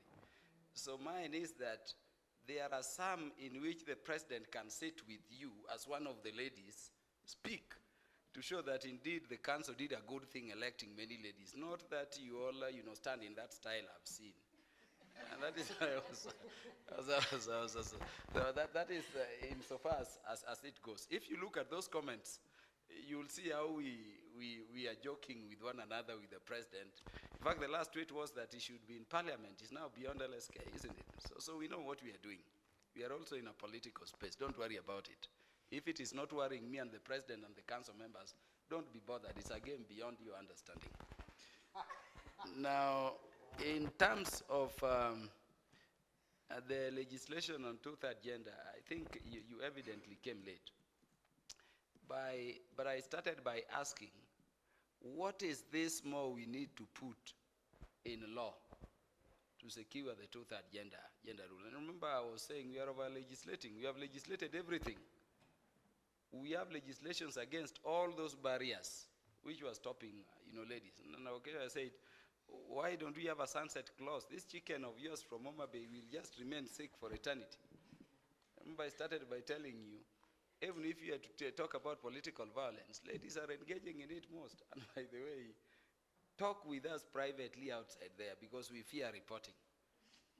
But the boy child is suffering currently in the political space and in terms of opportunities. And the roles are going to change. Soon you will be required also to start, advocating.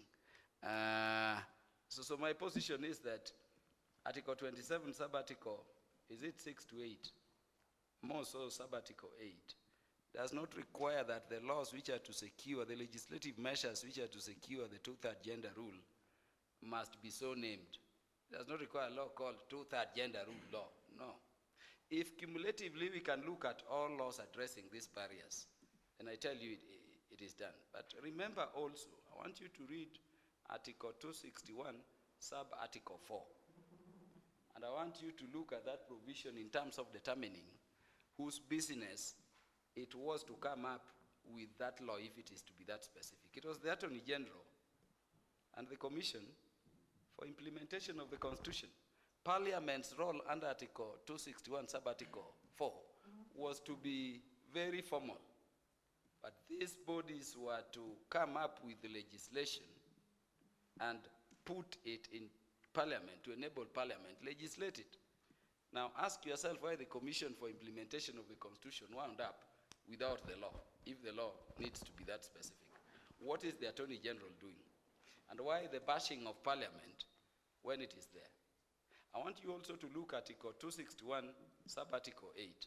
And I know you read the Constitution now more than us who are shouting TB Mtialala. Okay?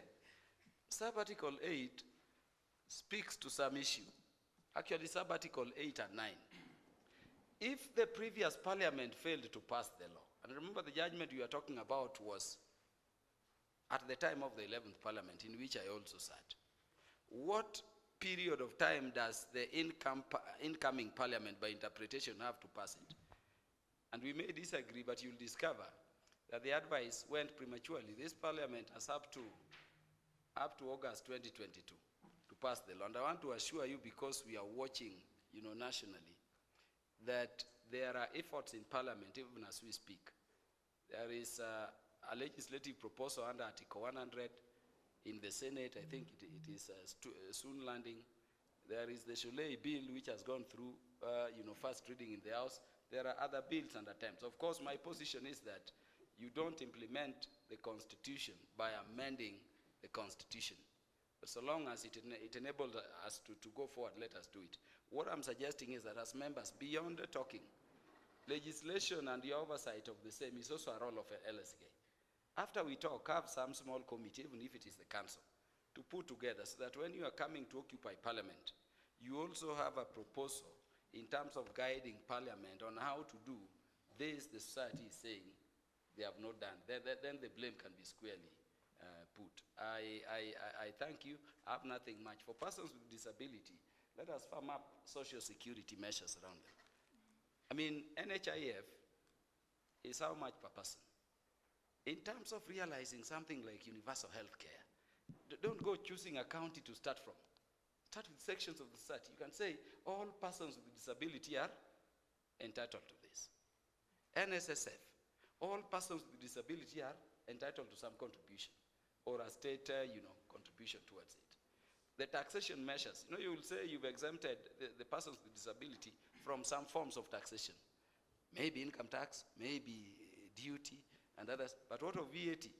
Why don't we have a system where if you are to go to purchase things from a supermarket or a shop, for instance, once you have a card of the National Council for Persons with Disability, the VAT is, the value is reduced by 16% so that you're VAT exempt. So I'm saying there are still structures we can look into. And that is why I'm requesting against what would make me popular. That we have a marginalized section of the society, but we have overemphasized one section called gender parity and how to achieve it. We now need to look at these other sections, most of the persons with disability. I thank you. Thank you very much, Mheshimiwa. Before I think Kizito and Wanja answer, there is something I saw when you were talking about the boy child suffering. Otieno was busy shaking his head. So perhaps you can comment on that. I guess it's true that every new day we live a dynamic world and things keep changing. And, we are not visitors to Jerusalem. We know that at some point, maybe the fluidity of that change would have disadvantaged the boy child. But that is not the present reality. Even if you get statistics on women and employment, and we say they've improved, straight on I'll tell you it is because ECD teachers and healthcare workers are now being employed more by the counties, but the numbers are feeding to improved women employment in Kenya. What do they earn? What are those positions? When you look at school results, on cheap talk, that those that then say, oh, the girls are overtaking the boys. But in my view, that's popular media headlines for certain articulation of emotions to happen so that the newspapers are bought. The ladies and the women, you are still behind. And you must not give up easily to this palliative token proposals. Listen, the sky is falling on women's rights unless gender advocates stand firm. The affirmative action clauses in our constitution must stay. It is not time to invoke any sunset clause, extend them. 2, the gender rights activist must reject the double talk on standards and levels that women leadership must provide. The more you will continue looking for that class to represent you, the more the men ordinarily, and as always, and as is the culture, they'll still be pushing tags, and the kind of morass that our political culture encapsulate, and giving you those leaders that, if I give examples of, I could be defamatory. You must not demand of women or women leaders what you demand of men leaders. So please stand firm and demand more. 261, well, and even 259 and all that is there, the same parliament that now comes with new interpretations is the institution that was there at its drafting. If it was unclear to them then, they must not go to other institutions now for for different clarity of interpretation than what they intended. And in my opinion, what they intended is what now has come to haunt them in the chickens coming home to roost. I agree with my chairman that that house is, yes, is unlawful. Now unlawful. And illegal. In fact, ab initio, as it is, as it stands. No, so, is this also the time to make the last? Not at all. Okay. You know what he has mentioned last is what my brother and sister occasionally were talking about. Do we promote disobeying court processes and court orders because other people are disobeying them? I mean, what example should we be as a law society, and also a law society of Kenya, when the topic is constitutionalism and the rule of law?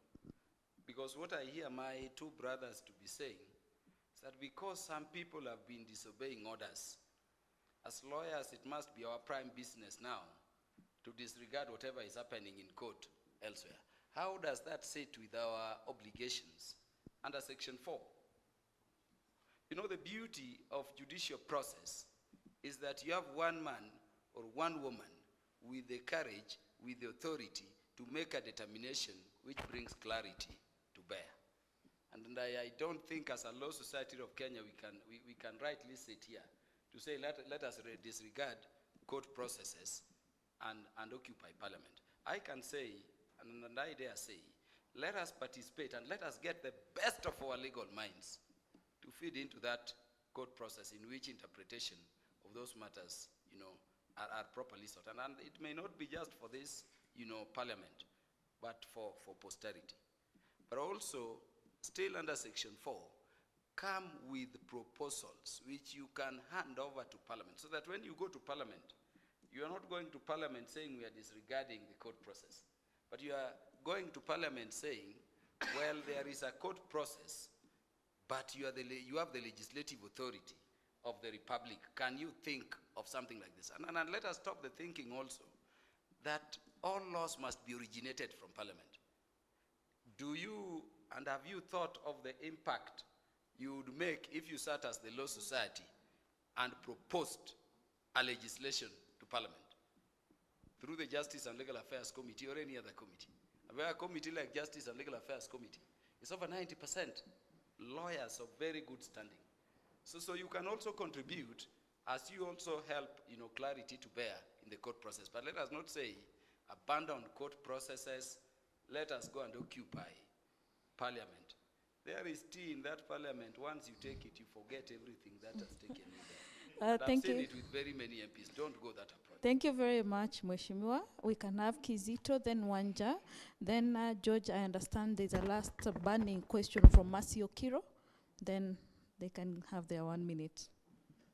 Thank you very much. Now, Wakesho asked me a question on what can we do in terms of disability advocacy in Kenya. Now, that question, I will answer it one, but with several branches. What I mean is this. For disability laws to be implemented fully, it has to bother us. And by this, I mean this. For example, I give you the Safaricom experience. The late Bob Collymore was really bothered with disability inclusion in Safaricom. So much so that when they were doing recruitments, let's say, for example, when they do recruitment for 100 employees, he used to insist that over these 100, before you bring the list to me, 20 persons must be persons with disability. And therefore, those who work there used to go out and look for persons with disability and wanakuuliza, "Wait, do you have a job? There's a job here, you will be trained, you can work." So that with time, before you bring him that list that you want to recruit people, and there are 100, lazima umlete your list when we have 20 persons with disability. So the same thing I would say, it has to bother us. It has to bother Parliamentary Service Commission. Because whenever lists are made in Parliament, they have positions for pupillage. I did my pupillage in Parliament. There are positions for pupillage, there are positions for employment. How many lawyers with disability are employed in Parliament? So once it bothers us that much, then we can start thinking of these other things. As a legislative draft, I will tell you, legislation is also another way.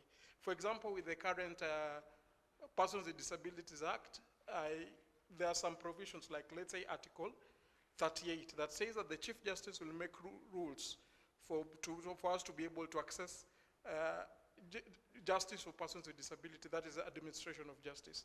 So once we implement those, then it will be a better, it might not solve everything, but it will be a better way to look at things. So the short and long answer is we need to be bothered about disability. And the other thing also, because when you look at the law, it is only the National Council for Persons with Disability that is to implement nearly 3/4 of the act. For example, they are to assist with assistive devices, as we say. They are to help in matters of tax exemption.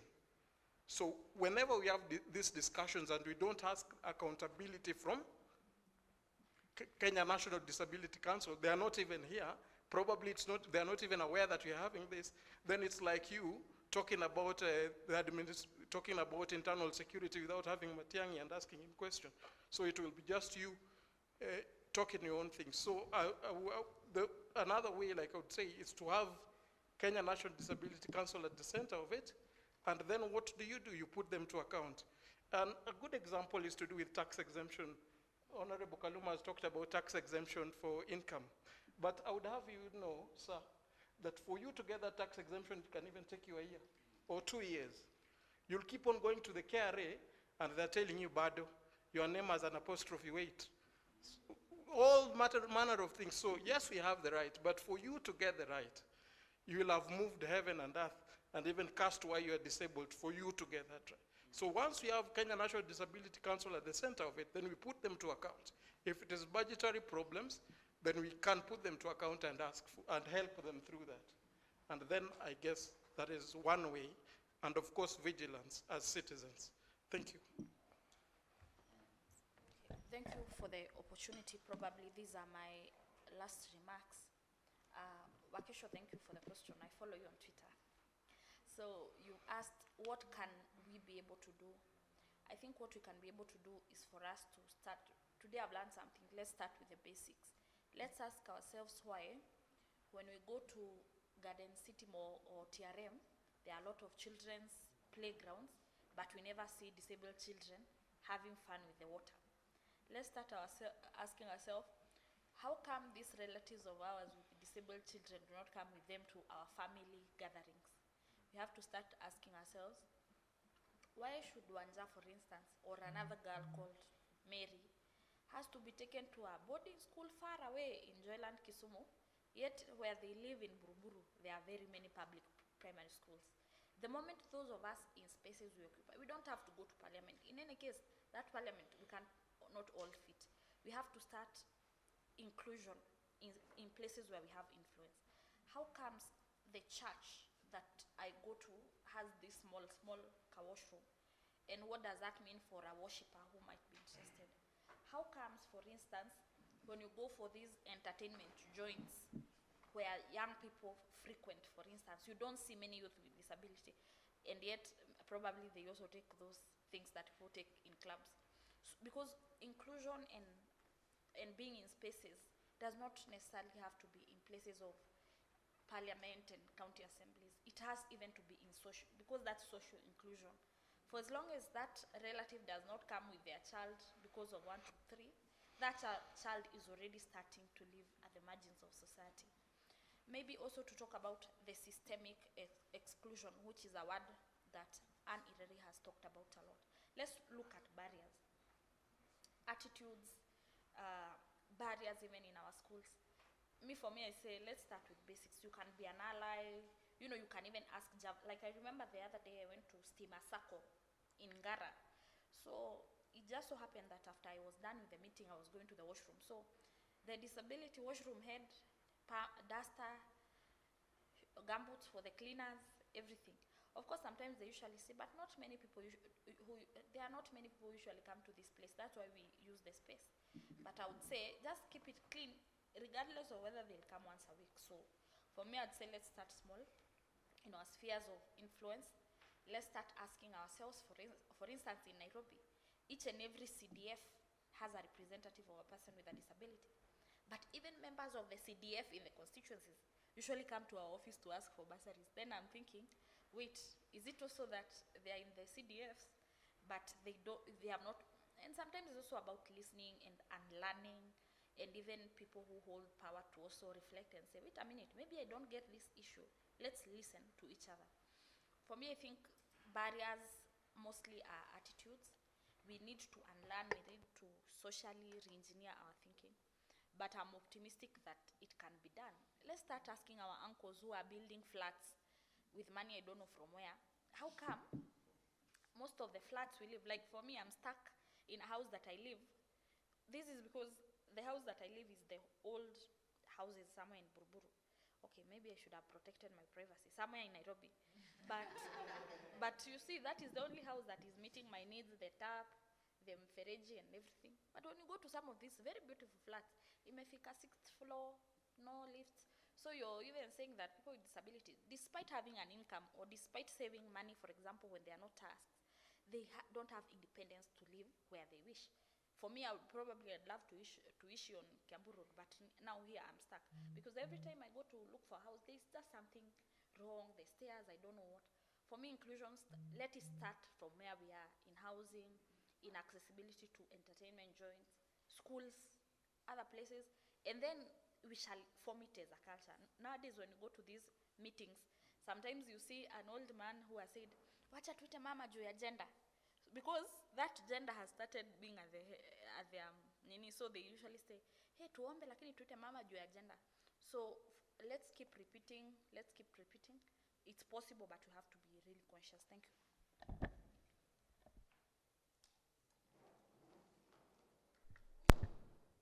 I think that's the end of. Sorry? Mercy Okiro. Oh, Mercy Okiro. Mercy Okiro, are you online? She's okay. left. Yeah, I think that should mark the end of the panel discussion. Perhaps just to give panelists 30 seconds, beginning with Madam CEO, you skip, then we come that way, we'll skip Kaluma, because Kaluma will have 15 seconds. Okay, thank you very much. I think first and foremost, as I said, to really congratulate the Law Society of Kenya. As a proud member, you've done as well and for organizing this discourse. Secondly, to reaffirm our commitment as FIDA, as partners in the sector, especially on the gender question. You can count on us and we'll continue relentlessly working towards this. And three, just to summarize, I think what my very able co-panelists have said, I think my parting shot is the writing is there. We've done what needs to be done. Let's put our mouth where our money is. Our money where our mouth is. I think we have proven in Kenya, it's a one place. If you want almost trees that are almost 3 decades old to be cut in a single afternoon, it's possible. 100 of them. They did that on the Waiyaki Way within one afternoon, and the expressway is now very well on its course. So if we can do that, I don't see what's so hard with the vulnerabilities we're speaking about, because before a lady becomes a PWD or an elderly, she's first a woman. Let's walk the talk. Let's implement the 2/3 gender rule. There are no exceptions, there are no excuses. It can be done and it must be done. Thank you very much. Thank you. Otieno. I think very quickly, for me to secure constitutionalism and inject life into our constitution, we must protect civic actions and popular engagements that will then test and expand the frontiers of what we're achieving. To do so, I have, I think, 3 things that I want Honorable Kaluma to help us with. First, please make sure that associational life and participation around how people meet, around how they sorry, Oloka, your microphone, please. Oh, goodness. I've been talking about securing constitutionalism and making sure that more life is injected into how we practice our constitution. And I'm saying that, above all, to me, I think Honorable Kaluma here, going back, should help us ensure that there is more civic life and civic engagement out there in a protected manner, so that that space is not so closed. As it is, we ask actually that you try and push the HRD's national policy, the Human Rights Defenders National Policy, that is still stuck in the House. Please also ensure that the legal aid fund can be resourced well and is enabled soon. I think these are important. But finally, something that should be a quick win for you, I look to the House to give public regulations on public transport that makes access of persons with disability better. This, I think, can be low-lying fruits that when you go back, you can help us achieve. All the best, all of us. Let's do our part. Thank you. Thank you very much. Kizito? Thank you very much. Like I've said, for my parting shot is this: disability has to bother us. If it does not bother us, then it will remain as paper rights, even within the LSK, because I know there are members with disability within the LSK. But what are the elaborate programs that we have within the LSK that then make life better for advocates? Because as for my experience, you can imagine being a young lawyer, looking for pupillage. How many farms do we have that have ramps and allow lawyers with disability to work? So it has to bother us, from the Law Society of Kenya to Parliament. Parliament has the legislative mandate. There are issues to do with the amendment of law. There are issues to do with the regulations, of which, like I've said, Honorable Kaluma can help us. Then everyone in the society, if you're bothered enough, then we'll make Kenya a better place and the laws will be implemented. Thank you. Thank you, Kizito. Then Wanja. I think I've exhausted what I really wanted to say, but just to challenge everybody, I think one of the things that I've noted, even in the public social media communication, is that most people don't get it why we keep talking about gender. And that's why I was really happy to hear statistics. For example, the cost of domestic violence is 5 billion, something like that. Probably my aspiration is just to see those who who can really to build a very strong case on the importance of inclusion. For instance, maybe a detailed, because clearly the double standard is there, people don't get it why we need to have more women. Let's say we can even have a proper analysis, the benefit of having women, the economic impacts and so on, so that we can still continue converting those who are yet to convert. Importantly, just to say that let us also take these discussions outside of this kind of environment where we take these discussions to the villages in public participation, in civic awareness, so that we can continue educating each other. Otherwise, to say that traditional African society, in as much as people give the impression that traditional African society was very backward, in itself it had a lot of safety nets, even for people with disabilities, and anthropologists can even tell us. For instance, in Somali communities, because they are nomadic people, they would first give these ones food. So if we look at affirmative action, even looking at our history in traditional African society, it has always been there. Society has always tried to protect its young ones, its women, its elderly people. So what we are saying now is not very foreign. It's just that we are bringing it to the 21st century and making it current. Otherwise, I'm an optimist. I think that there are gains that we've made, but importantly, we need to not leave anyone behind. Thank you. Thank you very much, Wanja. So I think, ladies and gentlemen, thank you very much for your time. Thank you for the comments and the insights. George, Rosalino Dedede would like to say something, plus the people online. Senior Rosalino Odede, the floor is yours.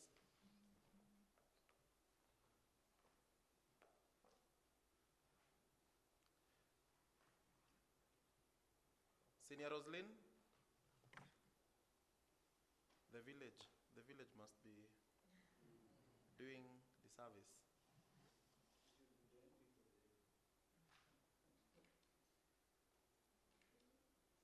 Sorry?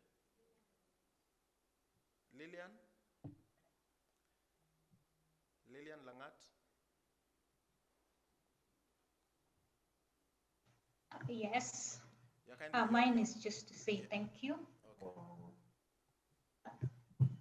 Thank you for the opportunity, and to ask that we do this more frequently, because we need to change, and behavior change takes several years to be realized. And so even as we talk about implementing the laws and the policies that we have in place on inclusion, we need to keep reminding people constantly and consistently. So let's keep at it. Let's keep the creation awareness going.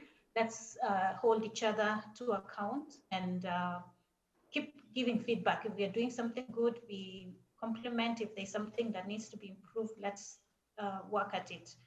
Otherwise, thank you, and looking forward to another opportunity. Thank you. Thank you, Lillian. Annette, parting shot.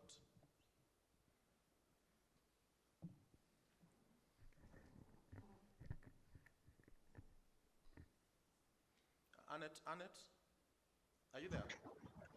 Thank the Law Society for this conversation. I think we need to have more of these conversations that bring out issues that are affecting persons with disabilities, women, and other marginalized groups.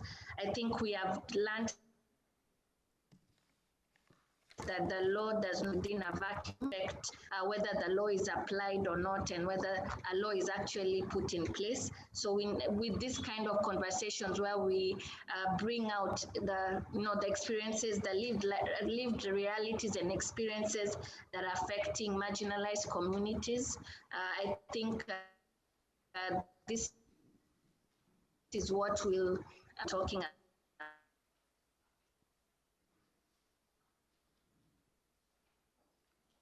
I think we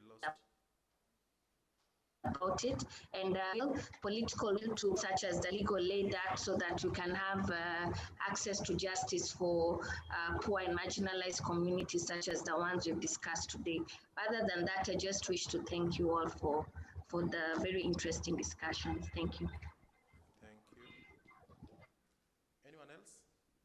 Praxidas, Honorable Praxidas?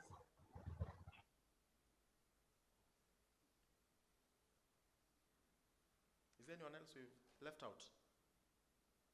No one. So, ladies and gentlemen, like I was saying, thanks a lot. Let's take away whatever we've learned from this place, whatever has been said, Wanja, Kizito, Honorable Kaluma, Otieno, and all those others who are attending virtually. Let these conversations go on. Never tire. Let's do this on and on. Discussions on women, people with disability, the elderly, the marginalized. Let us stand up for them. Statistics have been presented, and of course, you know, statistics never lie. Maybe statisticians will lie, but numbers will never lie. There's a joke about statisticians that if your head is in a furnace and your legs are in a refrigerator, that on average you are doing well. But of course it can't be true. So we are saying, like Ribin told us, a society is judged by how it treats its most vulnerable. So let us not be judged harshly. Let us stand up for what is good and for what benefits everyone else. So ni hayo tu. I think there is enough lunch for all of us. We'll go to third floor. What floor? Well, third floor, and perhaps the CEO can give a vote of thanks. Yeah, we'll go to third floor. Then I think Faith and or colleagues can say something. And the last warning to Kaluma. Kaluma, you make bad comments again about our lady members. We are going to disbar you.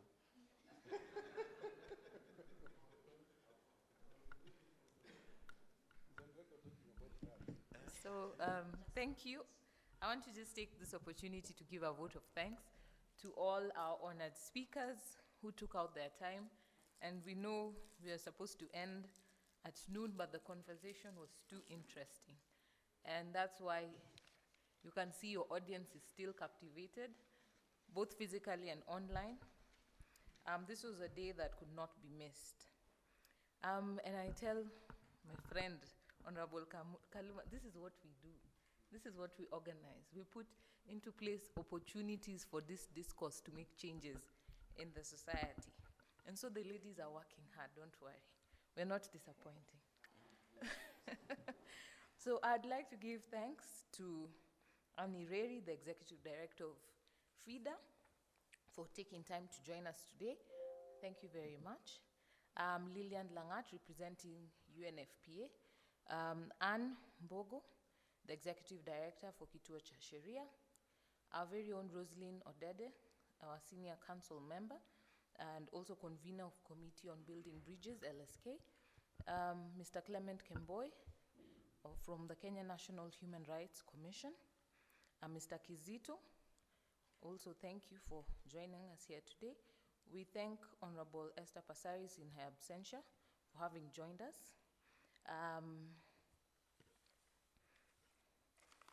We thank Commissioner Praxidis Torore for making it, and also Mr. Otieno Aluoka, the ICJ representative. And last but not least, I also thank you, my good friend, Honorable Peter Kaluma, for making time today. So as we close for today, we thank all our members who were able to join, and also for the tireless work, both at Milimani and Supreme Court, and all the other branches who are participating actively. To our members, I'm asking you to still come out in large numbers and offer your services to the members of the public. Lunch will be served at third floor, so we invite all of you to join us. I want to close with a word of prayer, so we bow our heads. In the name of the Father, Son, Holy Spirit, amen. Heavenly Father, we thank you for this day. We thank you for the deliberations that we've had. We pray that as we close the event for today, that you may continue to bless each and every one of us and the work of our hands, that may be for the embetterment of your people. We pray all this to Jesus Christ, our Lord and Savior. Amen. In the name of the Son,